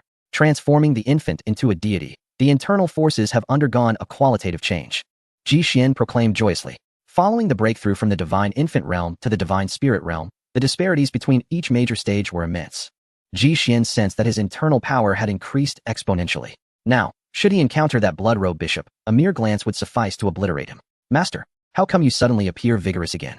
Ling Yun was deeply captivated by the extraordinary sight before him. His master, who had just moments ago seemed so frail, now exuded vitality, his eyes shimmering with brilliance. Could this be the legendary principle of Yin embracing Yang, where extremes must reverse? Surely, Master must have been at the nadir of frailty to suddenly become so robust. Ling Yun pondered aloud. Hearing Ling Yun's musings, Ji Xian's face darkened. It appeared he had taken on a rather dim-witted disciple. System, replicate Ling Yun's original attributes. Ding. Congratulations, host, on obtaining the eternal level Sword God Body. Note, the Sword God Body is an advanced version of the Sword King Body, possessed by the Orderer of the Sword Dao River across the 9 heavens and 10 earths. With the Sword God Body, one can instantly comprehend all sword techniques, unleash divine manifestations, and freely enter the Sword Dao River. My heavens! Is this the essence reward for SS level aptitude? The fusion of physique. In an instant, a colossal sword phantom, towering like 10,000 feet, hovered above Ji Xian's head, radiating a resplendent divine light. The vast ocean of sword intent surged into Ji Xian's body like a torrential downpour. Ji Xian felt as if every drop of blood within him transformed into a small sword. He even had the illusion that while sitting in meditation, he became a treasured sword embedded within a stone crevice, its brilliance contained. When drawn, it was as sharp and formidable as an unparalleled divine sword, leaving only departed souls in its wake. Host has obtained the title of Sword Dao Sovereign. Special effect activated. Can comprehend all sword techniques. Ding. It has been detected that the host has 2 breakthrough gift packs yet to be claimed. 2. Ji Xian then remembered that the system would distribute tasks for him to accept disciples. Let us claim them all. It is recommended that the host merge them into one gift pack for a more substantial reward. Oh. Chapter 18. The Great Accomplishment Sacred Weapon, the Hunyuan Celestial Mirror. Enters the Sword Dao River. Ding. The host has completed the task. The Great Accomplishment Sacred Weapon, the Hunyuan Celestial Mirror, has been obtained. A Great Accomplishment Sacred Weapon? Is there a rank above the upper grade sacred weapon, akin to Quasi-Emperor artifacts? Ji Xian pondered in confusion. Indeed, the Great Accomplishment Sacred Weapon is the first tier below Quasi-Emperor weapons, its power far surpassing that of ordinary sacred weapons. Then what is the rank of my Tianhong Sacred Sword? Upper grade sacred weapon. Ji Xian finally resolved his doubts. He anticipated such a meticulous classification of sacred and emperor weapons. Subsequently, Ji Xian took out the Hunyuan Celestial Mirror and toyed with it in his hand. It was an ancient copper mirror, entirely in shades of azure and white, adorned with simple engravings, yet exuding an aura of profound antiquity. System. What is the power of the Hunyuan Celestial Mirror? The Hunyuan Celestial Mirror contains its own world, serving both as a domain and a defensive tool. It possesses growth potential and can be upgraded. Along with the Hunyuan Divine Intent Sword and Hunyuan Purple Gold Gourd, they form a set of artifacts. Collecting all 3 can activate a special bond. So impressive. If that's the case, in the event of danger for these 2 little ones, I can place them inside and face formidable foes alone with much greater ease. Ji Xian felt a surge of joy. Spatial treasures differ from storage rings, as they can hold living beings. It's time to explore the Sword Dao River. Ji Xian was filled with anticipation for the Sword Dao River. The River of Great Dao was born from the most profound foundational rules within the 3 realms. Although Ji Xian possessed the Sword God Body, and his comprehension of the Sword Path had reached its zenith, the Sword Dao River gathered the sword insights of mighty beings from across the heavens, a treasure trove he could not resist exploring. Ji Xian rose, and with a thought, he sketched a grand river in his sea of consciousness. The waters of the river were colorless and soundless, sometimes surging wildly, other times flowing gently like a trickle. Swiftly, every droplet of water in the river transformed into a sword-shaped talisman, beginning to swirl in accordance with Ji Xian's innermost thoughts. Suddenly, a fissure erupted deep within the river, revealing a black vortex. Surely, this must be the entrance, just as I had envisioned. A faint smile graced Ji Xian's lips. Indeed, the grand river of the Tao and its entrance lack any corporeal form. They exist solely in the most concentrated essence of this path. Ji Xian concentrated the principles of the sword Tao within his consciousness, directly manifesting an entrance. Naturally, his true self remained anchored in the physical realm, allowing only his primordial spirit to venture forth. Beside him, Ling Yun sensed the profound aura emanating from Ji Xian's being. Has Master entered that peculiar river? Ling Yun pondered. At the tender age of 3, he had once been summoned in a dream by an elder, who led him into a mysterious river. The river was saturated with principles of the sword Tao, and he had spent 49 days contemplating its depths with the elder. It was on that very day that his sword heart was truly awakened. Master is in a hurry, undoubtedly with important matters at hand. I must also lend my watchful eye. Ling Yun settled into meditation, communicating with his spirit, and soon found himself drawn into the long river as well. In the dim expanse, Ji Xian gradually opened his eyes. The gentle flow of water brushed against his boots. Behind him lay a gray void, silent and still, while ahead, a faint light flickered, reminiscent of an illuminated exit in a tunnel. How intriguing, Ji Xian mused. This Sword Tao river resembles an underground stream. Greetings, Master. A hearty voice resonated from behind him. Turning, Ji Xian discovered it was Ling Yun. What brings you here, young lad? He inquired. I feared that Master might find this place inconvenient upon arrival.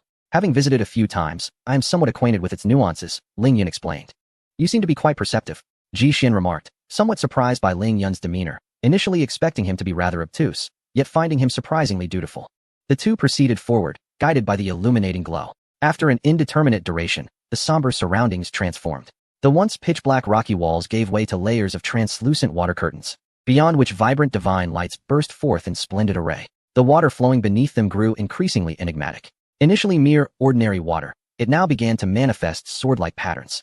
These designs appeared to be one with the water, their constant metamorphosis mirroring the shifts of the flowing liquid. Each pattern could serve as a tome for sword cultivation.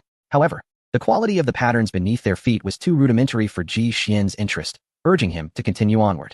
They soon arrived at a precipice with a significant drop. Here, the air was thick with the sacred principles of the sword, rich and abundant. Ling Yun's sword heart shimmered brightly, instinctively absorbing these sword principles.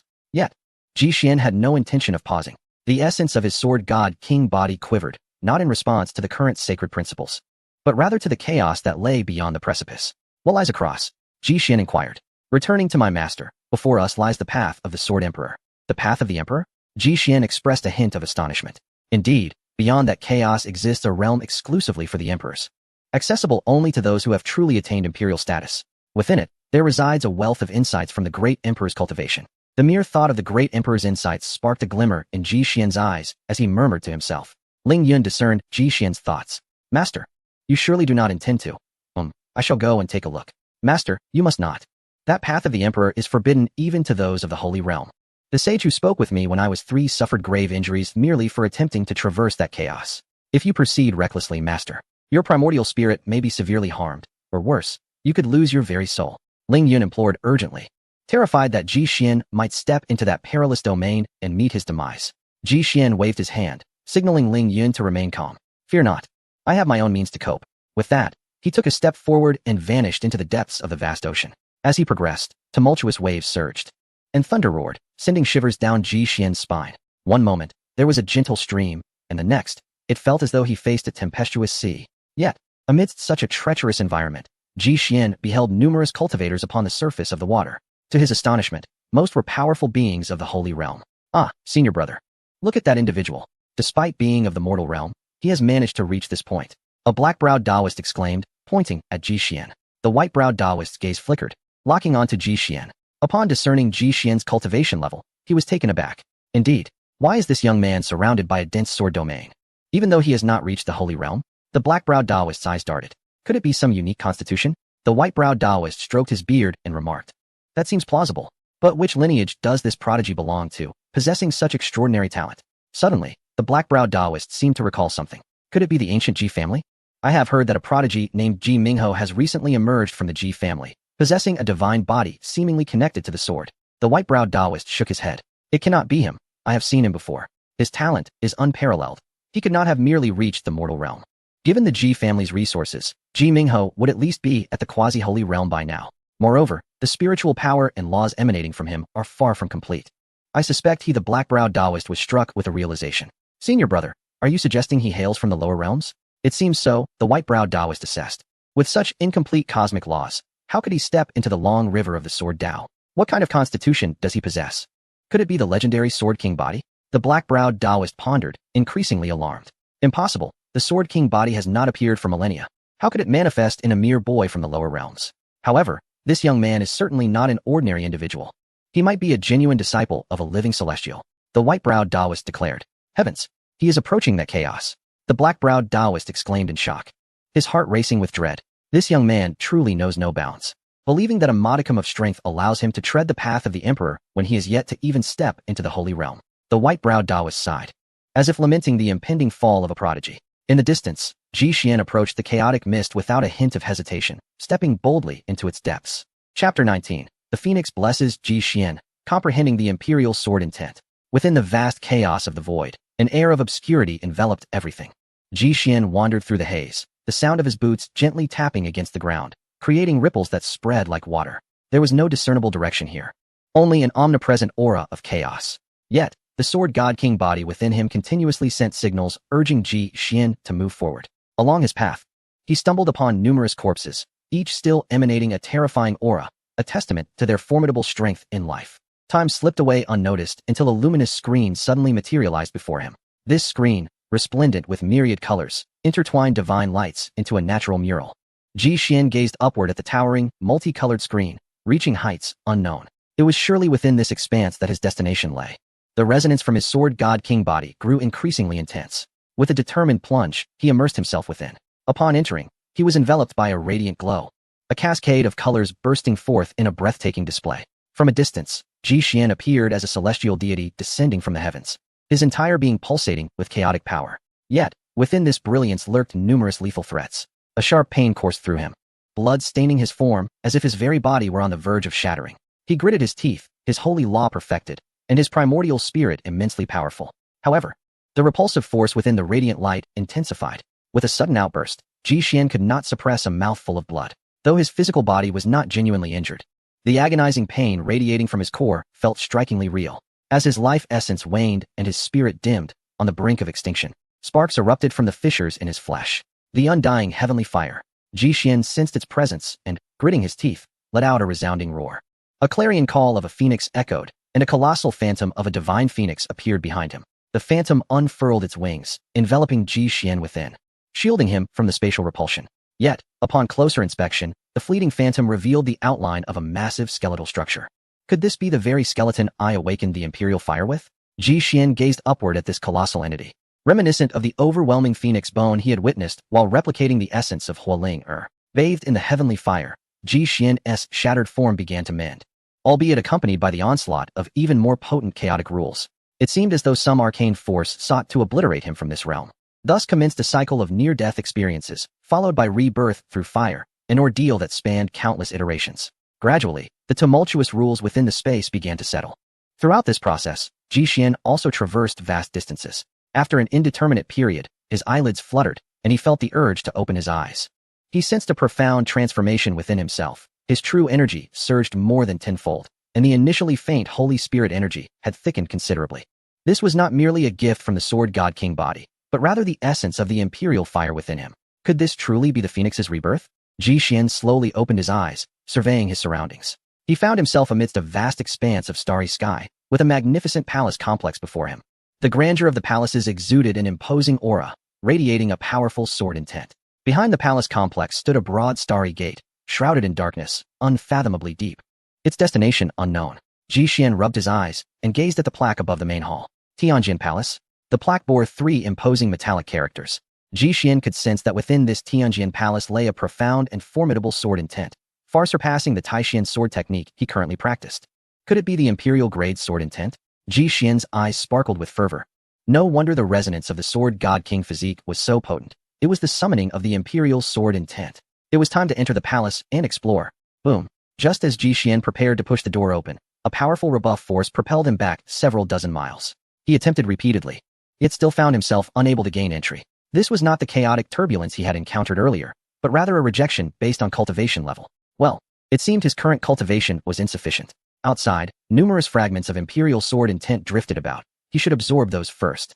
Ji Xian returned to the front of the Grand Hall, sat cross-legged, and activated the essence of his sword body, beginning to absorb the vast Imperial Sword Intent. During this process, two streams of black and white light emerged from Ji Xian's sea of consciousness, swirling around him. The two streams emanated entirely different auras, one radiating immense vitality, and the other exuding a somber aura of death.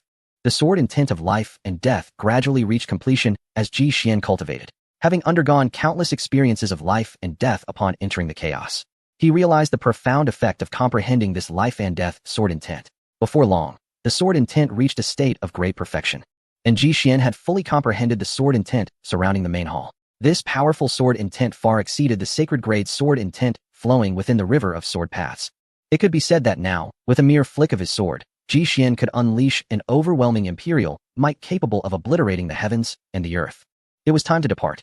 Ji Xian retraced his steps, advancing towards the chaotic expanse. Strangely, this time he passed through effortlessly, as if he had already been acknowledged by this imperial path. In no time, Ji Xian broke through the chaotic veil, reappearing upon the surface of the river. By heavens! He has emerged, exclaimed the black-browed Taoist, pointing towards Ji Xian, his arm trembling with excitement. The white-browed Taoist turned in response, gasping in astonishment. Could this youth possibly have the protection of a true immortal? We must approach him and forge a connection. There may be great opportunities to be found. The two hastily stepped onto the water. Young friend, please wait. Ji Xian turned upon hearing their call, spotting the two elderly figures. Sensing the powerful aura emanating from them, he instinctively took 2 steps back, becoming cautious. Do not be alarmed, young friend. The River of Sword Paths forbids any acts of aggression among cultivators. We have come merely to establish a friendship, the white-browed Taoist quickly clarified upon seeing Ji Xian's wary expression. We are the black and white elders of Lingjian Mountain from the 3,000 Dao states of the upper realm. May I inquire about your origins, young friend? Ji Xian pondered for a moment. Indeed, as he had surmised, the Tianxian continent was merely a realm of mortals, with an entirely new world above it. Tianxian continent. Ji Xian, it is an honor to meet both of you esteemed elders. The young friend is too modest to traverse the imperial path with such mortal cultivation. We are not worthy of addressing you as a senior, remarked the white-browed Taoist with a gentle smile. May I inquire what lies within that imperial path? Ji Xian attempted to channel his spiritual power, yet felt not a whisper of response. Upon confirming that he could not act within this river, he finally breathed a sigh of relief. A desolate expanse of white bones lay before him. Ji Xian replied, alas. The two elders, in unison, sighed deeply. So many corpses litter the imperial path. Does the legendary Heavenly Sword Palace truly exist? The black-browed Taoist gazed at Ji Xian with fervent eyes, eager for an answer. It indeed exists, but the two elders were taken aback, their faces swiftly adorned with joy. The Heavenly Sword Palace truly exists. The fabled Immortal Gate has indeed yielded clues. But what? I simply cannot enter the Heavenly Sword Palace. A formless rule repels me from hundreds of miles away. Ji Xian could not divulge the insights he had gleaned regarding the sword intent. He understood profoundly that even an imperial-grade artifact would be exceedingly rare in the so-called upper realm. Very well, I must take my leave. Farewell to you both. Ji Xian prepared to turn away. Wait, young friend, I have something to bestow upon you. The white-browed Taoist called out. What is it? Ji Xian turned back. The white-browed Taoist handed a golden talisman to Ji Xian. This jade talisman can enhance your chances of ascending and overcoming tribulations, should you reach the upper realm. Do not forget to visit me at Lingjian Mountain, said the white-browed Taoist. Ji Xian accepted the jade talisman. Thank you, esteemed elders. I bid you farewell. With that, Ji Xian vanished amidst the swirling waves. The white-browed Taoist watched Ji Xian's retreating figure and sighed deeply. Master brother, why the long sigh? Asked the black-browed Taoist. This youth's future is immeasurable. From a mortal cultivator, he has crossed the imperial path. If he ascends to the upper realm, he will surely stir a tempest. He may even alter the course of our clan's war with the foreign realms. Chapter 20. The Falling Feather Sect. The blood demon's temptation. Ji Xian returned to the water cliff, rousing Ling Yun. The two lingered for a moment before breaking the barrier and returning to reality. As they emerged from the bamboo grove, Ji Xian noticed Hualinger gazing at him with a look of resentment. What troubles you? Ji Xian inquired. Hualinger, puffing with indignation, replied, Master, you are so biased. You imparted teachings to junior disciple for 7 days. Why was I only given less than an hour before? Oh no. My junior's cultivation must have surpassed mine. This is terrible. I have become the junior sister. Ji Xian raised an eyebrow and said, 7 days? Has so much time truly passed? Ling Yun stepped forward. Master, your sojourn in the chaotic realm lasted 6 days. Ah, I see now. It appears that the passage of time within is entirely different from the outside world, Ji Xian realized. Huolinger approached, wiping away her near-falling tears. What chaotic realm? Weren't you both in the bamboo grove the whole time? Huolinger asked. I recently accompanied Master to the river of Sword Dao. Lingyun noticed that Huolinger appeared somewhat dazed, so he continued to elucidate. The Sword Dao River serves as both the origin and gathering place of the rules of the Sword Dao, a realm accessible solely to one's primordial spirit. Within, it harbors the various cultivation principles of the Sword Dao. My master and I have spent 7 days therein comprehending its truths. Huolinger seemed to grasp some of it, her gaze appraising Ji Xian from head to toe. Master, you haven't changed at all, she remarked. Ji Xian beamed, playfully tapping her forehead. He had reigned in his aura. Thus Huolinger was oblivious to it. Since comprehending the imperial sword intent, a solemn imperial majesty now flowed through him, had he not consciously suppressed it. Huolinger and the others would have been rendered incapable of lifting their heads beneath its weight. However, this led Ji Xian to ponder, with the Sword Dao River having emerged. Why had the Fire Dao River not manifested? He began to meticulously recall the scene during his replication of celestial fire. Could it be that infernal blaze? A chilling vision of the scene he witnessed while refining the celestial fire suddenly resurfaced in his mind. It seemed that the manifestations of various grand paths differ in their gathering places. Understanding this, he inquired, Lingyun, would you be willing to accompany us to the southern border of Nanzhao to confront the enemy? Lingyun frowned in response. Master, in that case, I must first attend to my mother at home. Very well, we shall accompany you, Ji Xian consented. Upon embarking on the immortal path, one must sever ties with the mundane world to mitigate obstacles in their cultivation journey. The three ascended a flying vessel, vanishing into the horizon. Under Lingyun's guidance, they arrived at a quaint village nestled within the mountains. A flying vessel descended from the sky, capturing the attention and chatter of the villagers. Oh look, more immortals have arrived. They won't be here to seize our belongings again, will they? Who knows? Not many of these cultivators have good intentions. Hey, look over there. Isn't that the lad from the Ling family? A villager recognized Lingyun immediately and pointed him out. Aunt Wang, Granny Zhang, Lingyun greeted each of them. Xiaoyan, you must hurry back. Your brother has been taken by a group of immortals. A breathless middle-aged man rushed over. Lingyun's expression darkened at the news, and he hurriedly helped the man to his feet. Uncle Wang, please, tell me more. The man looked up, anxiety etched across his face. What more is there to say? You must return at once. Your sister-in-law is frantic and threatening to hang herself. Without a moment's hesitation, Lingyun dashed homeward. Upon entering the courtyard, he beheld his elderly mother gently patting the back of a young woman with her frail hands. What has transpired, mother? Lingyun approached to inquire. The elderly woman was simultaneously explaining and comforting the weeping young woman. As Lingyun listened to his mother's account, his fists clenched tightly, his teeth gritting audibly. At that moment, Ji Xian and Huolinger stepped into the small courtyard. You too are the elderly woman looked up at Ji Xian, her eyes filled with apprehension. Lingyun reassured her, Mother, this is my master and senior sister. I have joined the immortal sect. Understanding dawned upon Lingyun's mother. Do not worry, mother. I will certainly rescue my brother. Just wait at home, Lingyun vowed resolutely. Standing to one side, Ji Xian scanned Lingyun with his spiritual sense and quickly discerned the underlying issue within her body. The cold ailment was merely a minor affliction. The real concern lay in the deterioration of her liver, which had progressed to a pathological state. In the parlance of the Blue Star in his previous life, this condition could be likened to cancer. Given the rudimentary medical standards of the contemporary medieval world, such an ailment would undoubtedly be deemed incurable. However, Ji Xian possessed an abundance of various yuan-boosting pills, and with just a single one, he could eradicate the root of the illness. He handed a vial of heavenly-grade yuan-boosting pills to an elderly woman, imparting a few instructions. Amidst a cacophony of sobs, Ji Xian departed with Lingyun and the others. Nevertheless, he decided to alter their course temporarily to visit the Falling Feather sect, intending to sever Lingyun's ties to the mundane world and focus solely on cultivation. Guided by the fiery spirit Linger, the group arrived at the foot of Falling Feather Mountain. Halt! Who goes there? A disciple stationed at the mountain gate dropped his mahjong tiles and called out to the group. We seek your sect's master. Inform them of our visit. Ji Xian replied nonchalantly. Our master is not someone you can just meet at will. Be off with you, and do not disturb my game. The disciple retorted impatiently, drawing his spirit sword to drive them away. Ji Xian shook his head, reflecting on how similar this was to the realm of fantasy, where he was perpetually looked down upon. He then lifted his right foot and gently tapped the ground several times. In an instant, the entire mountain range of Falling Feather began to tremble. Sectmaster, I wish to converse. Ji Xian communicated to a radius of several thousand miles. Shortly thereafter, an elder clad in a sky blue embroidered robe soared into view. Senior, what guidance do you seek? The elder in blue bowed respectfully, sensing the surge of Ji Xian's aura, which instantly unsettled his qi, indicating the presence of a formidable figure. The sect master at the Golden Core realm? Ji Xian discerned the elder's background, slightly taken aback. Such a minor sect dares to seize common folk? Has your Falling Feather sect captured any able-bodied men from the nearby villages? The elder cast a sidelong glance at the disciples behind him. Go, bring them all out. Moments later, rows of bare-chested men were led out, bound by ropes. What caught Ji Xian's attention was the crimson marks left on their necks. Brother, Ling Yun stepped forward, leading out a tall man. The man, like Ling Yun, had dark skin but was significantly more robust.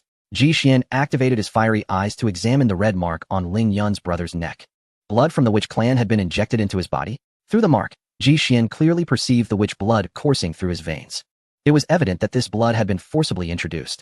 This journey had proven fruitful, as he had uncovered a stronghold of the Nanzhao people. I shall take all of these individuals with me, Ji Xian declared to the elder in blue, his tone resolute. The elder glanced around nervously, reluctant to respond. What? Do you have objections? Ji Xian released a hint of pressure that compelled the elder to lift his head and answer. The elder hesitated. And just as Ji Xian was about to employ the soul-controlling lamp to extract information, a raucous laughter echoed from the horizon. Ha ha ha! Who dares to encroach upon the might of Nanzhao? Prepare to meet your demise. Chapter 21. The high priest of Nanzhao Ji Xian stood with his hands clasped behind his back, his hair dancing lightly in the wind. His gaze calm as he observed the peculiar figure approaching from the horizon. The man, crowned with a fan-shaped golden diadem and adorned with a mask of fangs, wore a robe intricately patterned with various rare and mythical beasts. Most striking, however, was the staff he wielded, which bore 2 dangling skulls. Could this be the Dark Sorcerer? Ji Xian recalled a minor boss from a past online game, the Skeletal Mage. Judging by his cultivation, this one had reached the pinnacle of the divine infant stage. Yet, to Ji Xian, he was merely a trivial character. Nonetheless, with such prowess, this individual could easily obliterate 100 sects, paving the way for Nanzhao's invasion. Why then? Was he relegated to the third-rate Falling Feather sect? Pray tell, who are you? Your attire suggests you are not of this sect, Ji Xian inquired. I am the High Priest of Nanzhao, the man declared. Are you quite certain you are the High Priest of Nanzhao, and not some shaman from a remote corner of the mountains? Ji Xian remarked, finding the man's bizarre and comical garb somewhat disconcerting. Such audacity. The High Priest felt a profound affront to his dignity, erupting in fury. As a High Priest of Nanzhao, exalted above thousands, how could he tolerate mockery from one so seemingly insignificant? At a glance, the man appeared to be in his 20s, exuding an unimposing aura. At best, he might reach the foundation establishment or core formation stages. With this thought, the high priest regained his confidence. The iron hoof of our Nanzhao army shall soon trample upon your meager sections. How dare you exhibit such arrogance? He then forcefully brandished his skeletal staff towards Ji Xian. You cultivators, come forth and inscribe the blood demon mark, becoming prisoners of my witch clan. Ah, a new tool has emerged. This journey was not in vain. Might I inquire, esteemed priest, what is this blood demon mark? Ji Xian asked with a smile. In response, the high priest swirled his robe dramatically, raising the skeletal staff high above his head, causing a cascade of bells to jingle ominously. Do you take me for a fool? Why would I divulge such secrets? You have said enough. Now prepare to meet your end. With that, a chilling laugh erupted from the bell tower atop the staff, enveloped in a shroud of violet mist. The once tranquil winds turned tumultuous, dark clouds gathered ominously, and thunder rumbled in unison. The high priest uttered a series of arcane incantations. Rain of the decayed blue. The clouds above seemed to heed his call, rumbling before rolling like a great inferno. Streams of azure rain poured forth, each drop carrying a corrosive essence. Ji Xian waved his hand dismissively. Very well, if you are unwilling to speak, I shall inquire personally, for I have yet to fully utilize the soul-controlling lamp I just acquired. With his gaze fixed upon the rain cascading from thousands of meters above, Ji Xian raised a hand and pressed lightly upward. A sword-shaped seal, spanning 1,000 miles, materialized in the sky, radiating with golden brilliance. The sword-shaped seal shone with resplendent light, exuding an aura of supreme authority. In that moment, Ji Xian's presence surged outward, an overwhelming imperial might emanating from him. Standing beside him, Horlinger felt the profound surge of sword intent emanating from her master. This marked the second occasion on which she witnessed Ji Xian's earnestness. The first instance had been during his confrontation with the Blood Robe sect leader. She vividly recalled the sword strike from that day, one that seemed capable of annihilating the heavens and earth, dispersing the thunderclouds that stretched for miles in an instant. Today, however, the oppressive force emanating from him appeared even more formidable than before. Her master had grown even stronger. At that moment, the singular thought consumed Horlinger. Behind her, Ling Yun shared a profound sense of the moment. As one innately attuned to the sword, his perception of sword intent was particularly acute. The sword intent radiating from his master left even him, who could encompass the essence of supreme sword intent, feeling breathless. Could it be that his master was a reincarnation of an emperor, or perhaps had acquired a fortuitous opportunity on the path of the sovereign? The more Ling Yun contemplated, the more alarmed he became. From any angle, Ji Xian's might was unfathomable. They both silently echoed the same resolve within their hearts. They must become stronger. Meanwhile, as the sword-shaped mark took form, all swords within a radius of several thousand miles seemed to have heard an ethereal call, soaring towards the source from various directions. Why has my sword taken flight? This is the spirit-grade sword I acquired with my life savings, exclaimed a bewildered cultivator. What is the meaning of that golden inscription in the sky?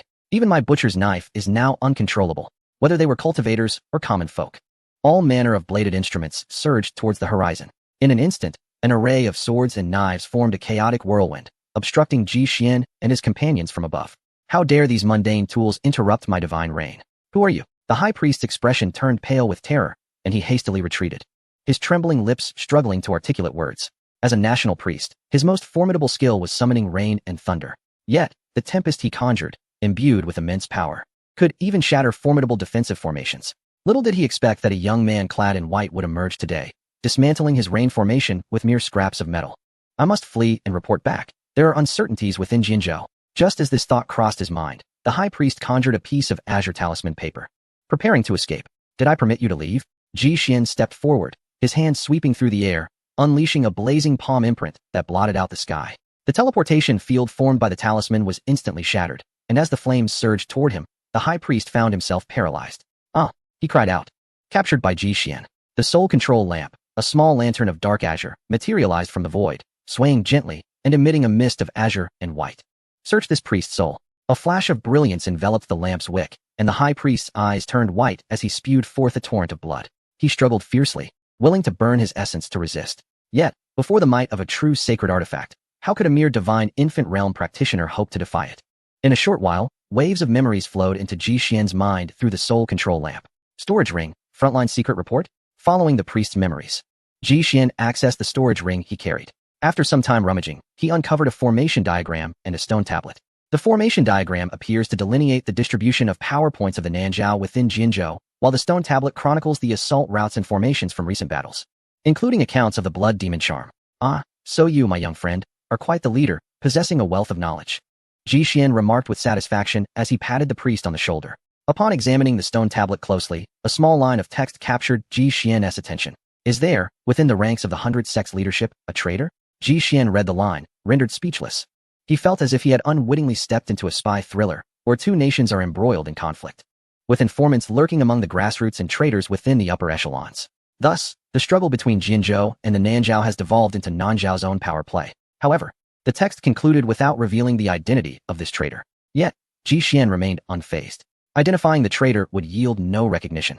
Inquiring directly would only arouse suspicion and prompt the individual to flee. It would be more prudent to set a trap, to publicly bait the traitor into revealing themselves. With this thought, Ji Xian tucked away the stone tablet and formation diagram, seized the priest by the collar, bound him securely, and unceremoniously tossed him into the Hunyuan mirror. As for the blood demon charm, it is a form of poison from the Nanzhao, ensnaring its victim as a slave to the caster, capable of self-detonation with tremendous force. Hey, old man, come over here, Ji Xian called to the distant leader of the Liu sect. What is it, senior? The elderly man approached, his legs trembling with each step, as if he might collapse at any moment. The display of authority Ji Xian had just exhibited sent shivers down his spine. How did your Liu sect establish contact with the Nanzhao? I was left with no choice. I was coerced, the elder stammered. Still unwilling to speak the truth, are we? Soul Lantern. With a swift motion, Ji Xian drew the soul lantern and struck the elder's face. Immediately, streams of information surged into Ji Xian's mind. The Liu sect, being too feeble, had unanimously decided to ally with the Nanzhao to strengthen their influence. Under the priest's directives, they had captured mortals to implant the blood demon charm, serving as the source for the spread of the blood demon's power. When the day of expansion arrives, the blood demon's force will explode within the 100 sects like an underwater bomb, catching the alliance completely off guard. At that point, the 100 sects will find themselves besieged on all sides, inevitably leading to their downfall. Ji Xian retracted the soul lantern with a sigh. The path of cultivation is fraught with heavy bloodshed. Following a tremor that shook the ground, Ji Xian and his companions freed the mortals from the blood demon charm and departed by boat. Half a day later, news spread. The Liu sect was eradicated within a day. The Bailing Mountains were obliterated from the surface, leaving not a single peak in sight. This event sent shockwaves through the realm of cultivators. Chapter 22. Establishing authority. A day later, Ji Xian and his companions exited Jinzhou, arriving at the southern border. This region is dotted with small nations, their power dynamics intricate and convoluted. Following the directions of a station attendant, Ji Xian's group located the assembly hall of the 100 sects. It stood as a 5-story stone and wooden structure, rising majestically atop the defensive city walls thousands of miles above the southern border, facing southward and gazing over the boundless plains below. Ji Xian strode into the council hall accompanied by his 2 disciples, only to discover that the room was already filled with people. Why have you arrived late these past few days? As Ji Xian was about to find a seat, he was met with the inquiry of an elder seated at the highest throne, adorned in battle armor. The elder, with a mane of white hair and a face lined with age yet exuding a certain martial vigor, was none other than Fang Kuei, the leader of the 100 Clans Alliance. Beside him stood a formidable battle knife, radiating an aura of exceptional quality. 6th level of the spirit refining realm, Ji Xian thought. Slightly taken aback, he then extended his consciousness to encompass the entire hall, quickly discerning that this elder possessed the highest cultivation level among those present. Ji Xian of the Qingyuan sect, greetings to the alliance leader, Ji Xian said, cupping his hands in respect and bowing lightly. He continued, I encountered some hidden demonic forces within Jinzhou on my way here and took the liberty of eliminating them, which delayed my arrival. As he spoke, Ji Xian summoned the Hanyuan celestial mirror. In a flash of brilliant light, the bound high priest of the Nanzhao appeared before the assembly. This is the high priest of Nanzhao, the commander of the enemy's shamanic forces. What an extraordinary feat. Before the battle has even commenced, we have captured their commander. Surely, this battle will be ours, murmured the cultivators on either side. At that moment, a middle-aged man with a trimmed beard stepped forth from beside the alliance leader, holding a jade flute and a green gourd at his waist. My friend, what audacity. You have captured their commander. Please hand him over for processing by the alliance.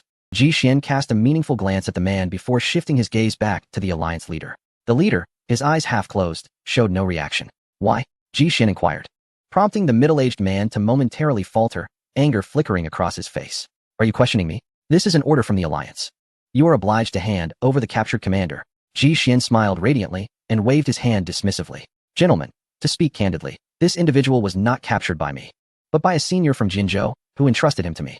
Please perceive his cultivation level.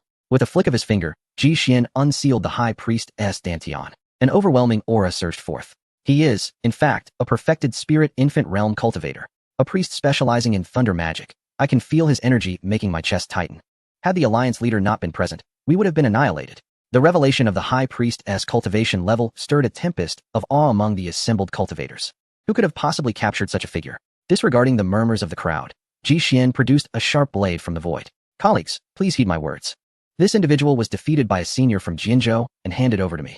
That esteemed elder, upon hearing of the dire circumstances at the front lines, ordered me to publicly execute him to boost the morale of our allied forces. With that, Ji Xian raised the sword high, preparing to strike down. Stop!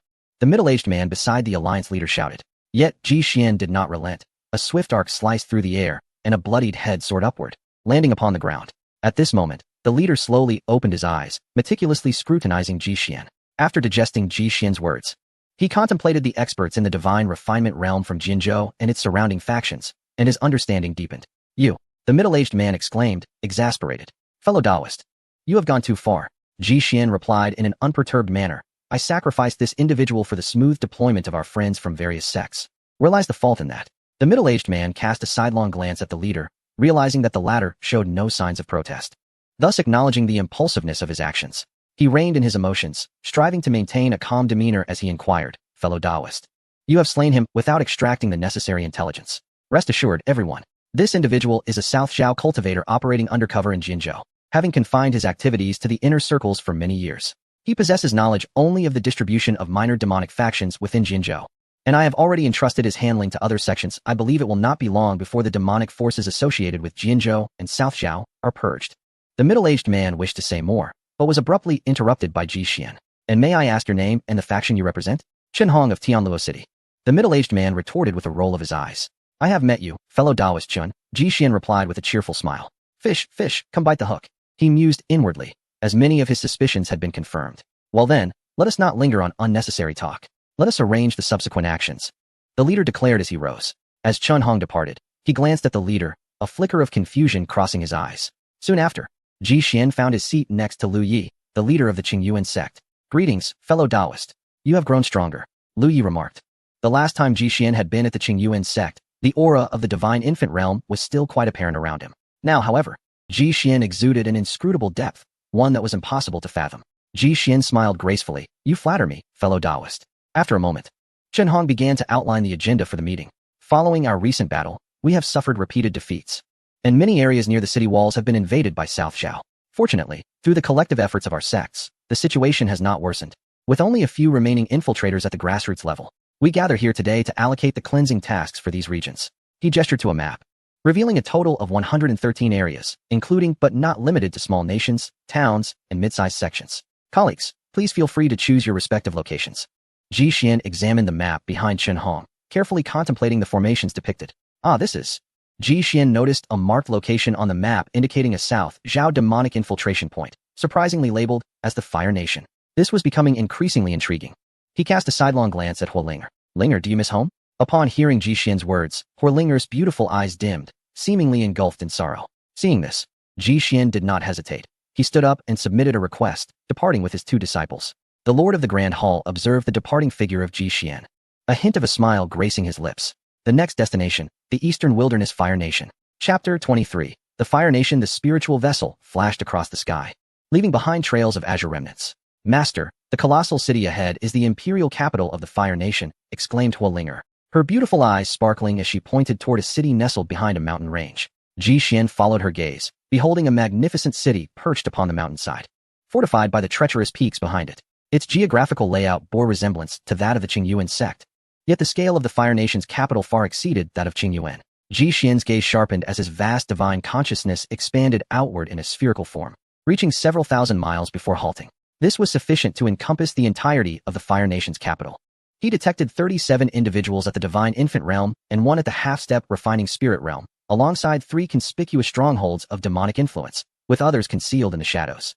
Gazing at the faint fluctuations of spiritual energy emanating from within the city, Ji Xian remarked, if my memory serves me right, the Fire Nation also falls within the boundaries of the Border Alliance, does it not?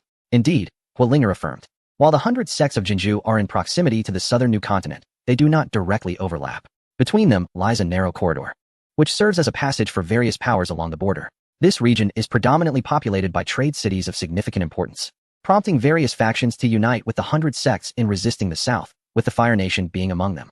Ji Xian nodded, gaining a deeper understanding of the border factions. Moments later, the group entered the city. Observing the vibrant atmosphere of the bustling streets, Ji Xian found himself lost in thought.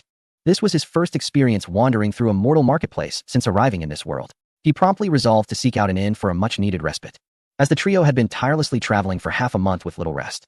Soon, guided by Huolinger's recommendations, they discovered an establishment named the Drunken Immortal Pavilion. Upon entering, Ji Xian was struck by the elegant and ancient decor, exuding an air of opulence.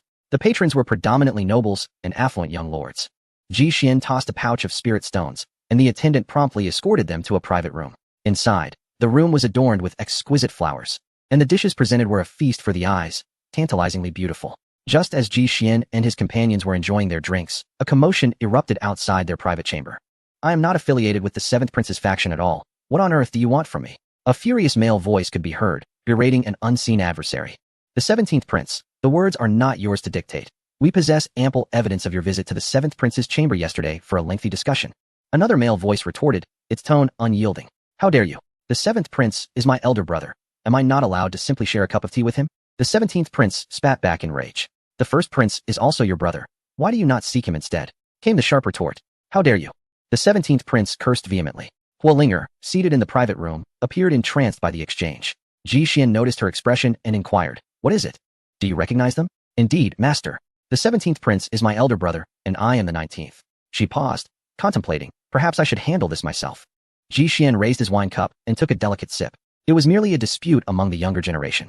Huolinger pushed open the door to the elegant chamber and stepped out, sword in hand. 19th sister, what brings you here? She inquired. I have successfully completed my apprenticeship and returned to visit all the royal family members. I have come to pay my respects to the 19th princess. The man replied as he knelt. Why are you pursuing my 17th brother? Huolinger asked, replying to the princess. The 17th prince chose the wrong side and must naturally be taught a lesson. Came the response. Choosing sides? Huolinger questioned, perplexed. At that moment, the 17th prince suddenly stood and embraced Huoling. 19th sister, you cannot possibly be unaware that as soon as father fell ill, eldest brother and 7th brother started to raise swords against one another in a fierce struggle for the throne. After expressing his grievances, the 17th prince shed tears, as if his heart was burdened with countless injustices. Huolinger contemplated for a moment. You treacherous servants are truly audacious. Just because you have the backing of the eldest prince, you dare to lay hands on the esteemed 17th brother? If I report this to father, you shall all face execution. Huolinger's tone was exceptionally stern, laced with anger. Yet, the individuals before her showed no signs of yielding. If that is the case, it appears we could interpret your stance as siding with the 17th prince, 19th princess. So what if I do? Huolinger asserted with unwavering conviction. Then do not blame us for being impolite. Forgive us, princess. Boldly, the clash of weapons echoed through the air. In just a few exchanges, heavy thuds were heard. And blood was shed. Spare your lives and leave at once. Huolinger bellowed. We shall see. Soon after, the sound of retreating footsteps faded away. Ji Xian, separated by the wall of the elegant chamber, listened intently to the unfolding events. Moments later, the door swung open, and Huolinger entered. Supporting a plump young man clad in a yellow dragon robe, adorned with a golden hairpin. Yet, he appeared disheveled, his attire dusty and somewhat in disarray, giving him a rather pitiful aspect. Who are these two? The 17th prince scrutinized the newcomers, puzzled. One was a young man in white, seated gracefully at the table, sipping fine wine, his eyes half closed, breathing evenly, exuding an air of tranquility and detachment. The other was a dark-skinned youth in gray, his eyes bright and spirited, using spiritual energy to levitate several plates, devouring food with reckless abandon. Huolinger felt a twinge of embarrassment. This is my master, Ji Xian, she introduced. Ji Xian set down his cup and offered a gentle smile. I am her junior disciple, Ling Yun. Ling Yun exclaimed, downing a bowl of wine and letting out a contented belch. I have met both Ji Xian and brother Ling. I am Huainan, the 17th brother of Huoling. The 17th prince said as he bowed respectfully. Huolinger helped the 17th prince to a seat. 17th brother, how is our mother faring? Huolinger asked with urgency. Sigh. During the days of your disappearance, the 19th empress did not eat for several days, her health deteriorating rapidly, coupled with her pre-existing illness. Her condition could not withstand much longer. What is her current state? Huolinger's eyes brimmed with tears, on the verge of breaking into sobs. Since the eldest prince sent a blood-red jade, the situation has begun to improve. Every day, the 19th lady nourished her body with the precious blood jade, and recently, she had improved significantly, able to walk on her own. Let us speak of that blood-red jade, Ji Xian remarked, setting down his wine cup. The 17th prince hesitated, gazing at Huolinger's face, seemingly at a loss for words. Do not worry, my esteemed master has come to fulfill a patrol duty assigned to the southern front. He possesses remarkable abilities and may very well be able to cure my mother. Huolinger assured the 17th prince, gripping his hand tightly. Rest assured, I shall not interfere with your royal matters. Ji Xian gently responded, lightly tapping the wine cup. Chapter 24. A new clue regarding the blood jade. The 17th prince scrutinized Ji Xian once more. The young man appeared to be in his 20s, yet his aura was profound and elusive, suggesting he was a rare master. That blood-colored jade was entrusted to me by the first prince for the 19th lady. He claims it to be a heavenly treasure from a distant kingdom, capable of nurturing the spirit and alleviating qi deficiency, the 17th prince explained. Is that the only one? Are there other similar items? Ji Xian inquired further. Not entirely. Long ago, the medicine used by the 19th lady was provided by the first prince's esteemed medicinal repository. There were also stone-based medicinal catalysts employed, but this jade is indeed the first of its kind, the 17th prince continued, licking his lips. Ji Xian pondered briefly, as if a thought had crossed his mind. Linger, let us tidy up and return to see your mother. Yes, master. The group proceeded slowly towards the palace in the 17th prince's carriage. Upon entering the palace, Ji Xian sensed several probing presences and waved his hand to shield them all. Upon arriving at the chamber of Linger's mother, Ji Xian beheld a woman resting on her sickbed. She was strikingly beautiful, though somewhat wan. Huolinger gently helped her mother to sit up. The 19th lady, still drowsy, looked up at the unfamiliar visitor. Mother, this is my master, Huolinger introduced. The 19th lady merely smiled subtly at Ji Xian, nodding her head without further words. Her weakness evident. At that moment, Ji Xian activated his fiery eyes to examine the 19th lady's condition. To his surprise, she possessed a rare spiritual physique. No wonder she could give birth to such a prodigy as Huolinger. Ji Xian mused. The spiritual physique is one that gathers and nurtures spiritual essence. Those who possess such a constitution can continuously absorb the essence of heaven and earth, nourishing themselves. Upon reaching a certain level, the individual would transform into a humanoid embodiment of this essence, with all powers concentrated in their dantian. Conversely, those with this physique are often quite frail before embarking on their cultivation journey, as they lack the spiritual energy necessary to sustain their bodily functions. This was clearly the case here. It seems someone had deliberately facilitated her accumulation of spiritual essence for their own benefit. Ji Xian thought to himself. The blood jade could release its inherent vitality for the 19th lady to absorb, improving her complexion, yet simultaneously, it was gradually consuming the spiritual essence and origin accumulated within her dantian. In the end, Lady 19 would meet only death, her essence depleted. And even Ji Xian would be unable to bring her back. The immediate course of action was to assist her in opening her dantian. Thereafter, the spiritual energy within her body would naturally disperse, alleviating her weakened condition. The so-called complete recovery from a grave illness was merely a matter of time. Ji Xian pointed with a finger, and a small sword-shaped token imbued with countless principles flew forth, embedding itself within Lady 19. In that instant, she felt a tremor in her lower abdomen. accompanied by a surprising sense of comfort. Upon their first meeting, there were no formalities exchanged. Linger, please take these healing elixirs and treasures for your mother, Ji Xian said, pulling forth a basket of pills and several precious materials from the void, placing them into Firelinger's arms. Master, how can I accept this? Firelinger replied, somewhat embarrassed, noticing the fleeting change of emotion on Firelinger's face. Lady 19 regarded Ji Xian with profound interest. Her daughter had always been exceptionally aloof, maintaining a cold demeanor towards everyone but herself. It was unexpected that a few words from this young gentleman could elicit such a response. Had it not been for their established master-disciple relationship, she might have already taken out a matchmaking ledger.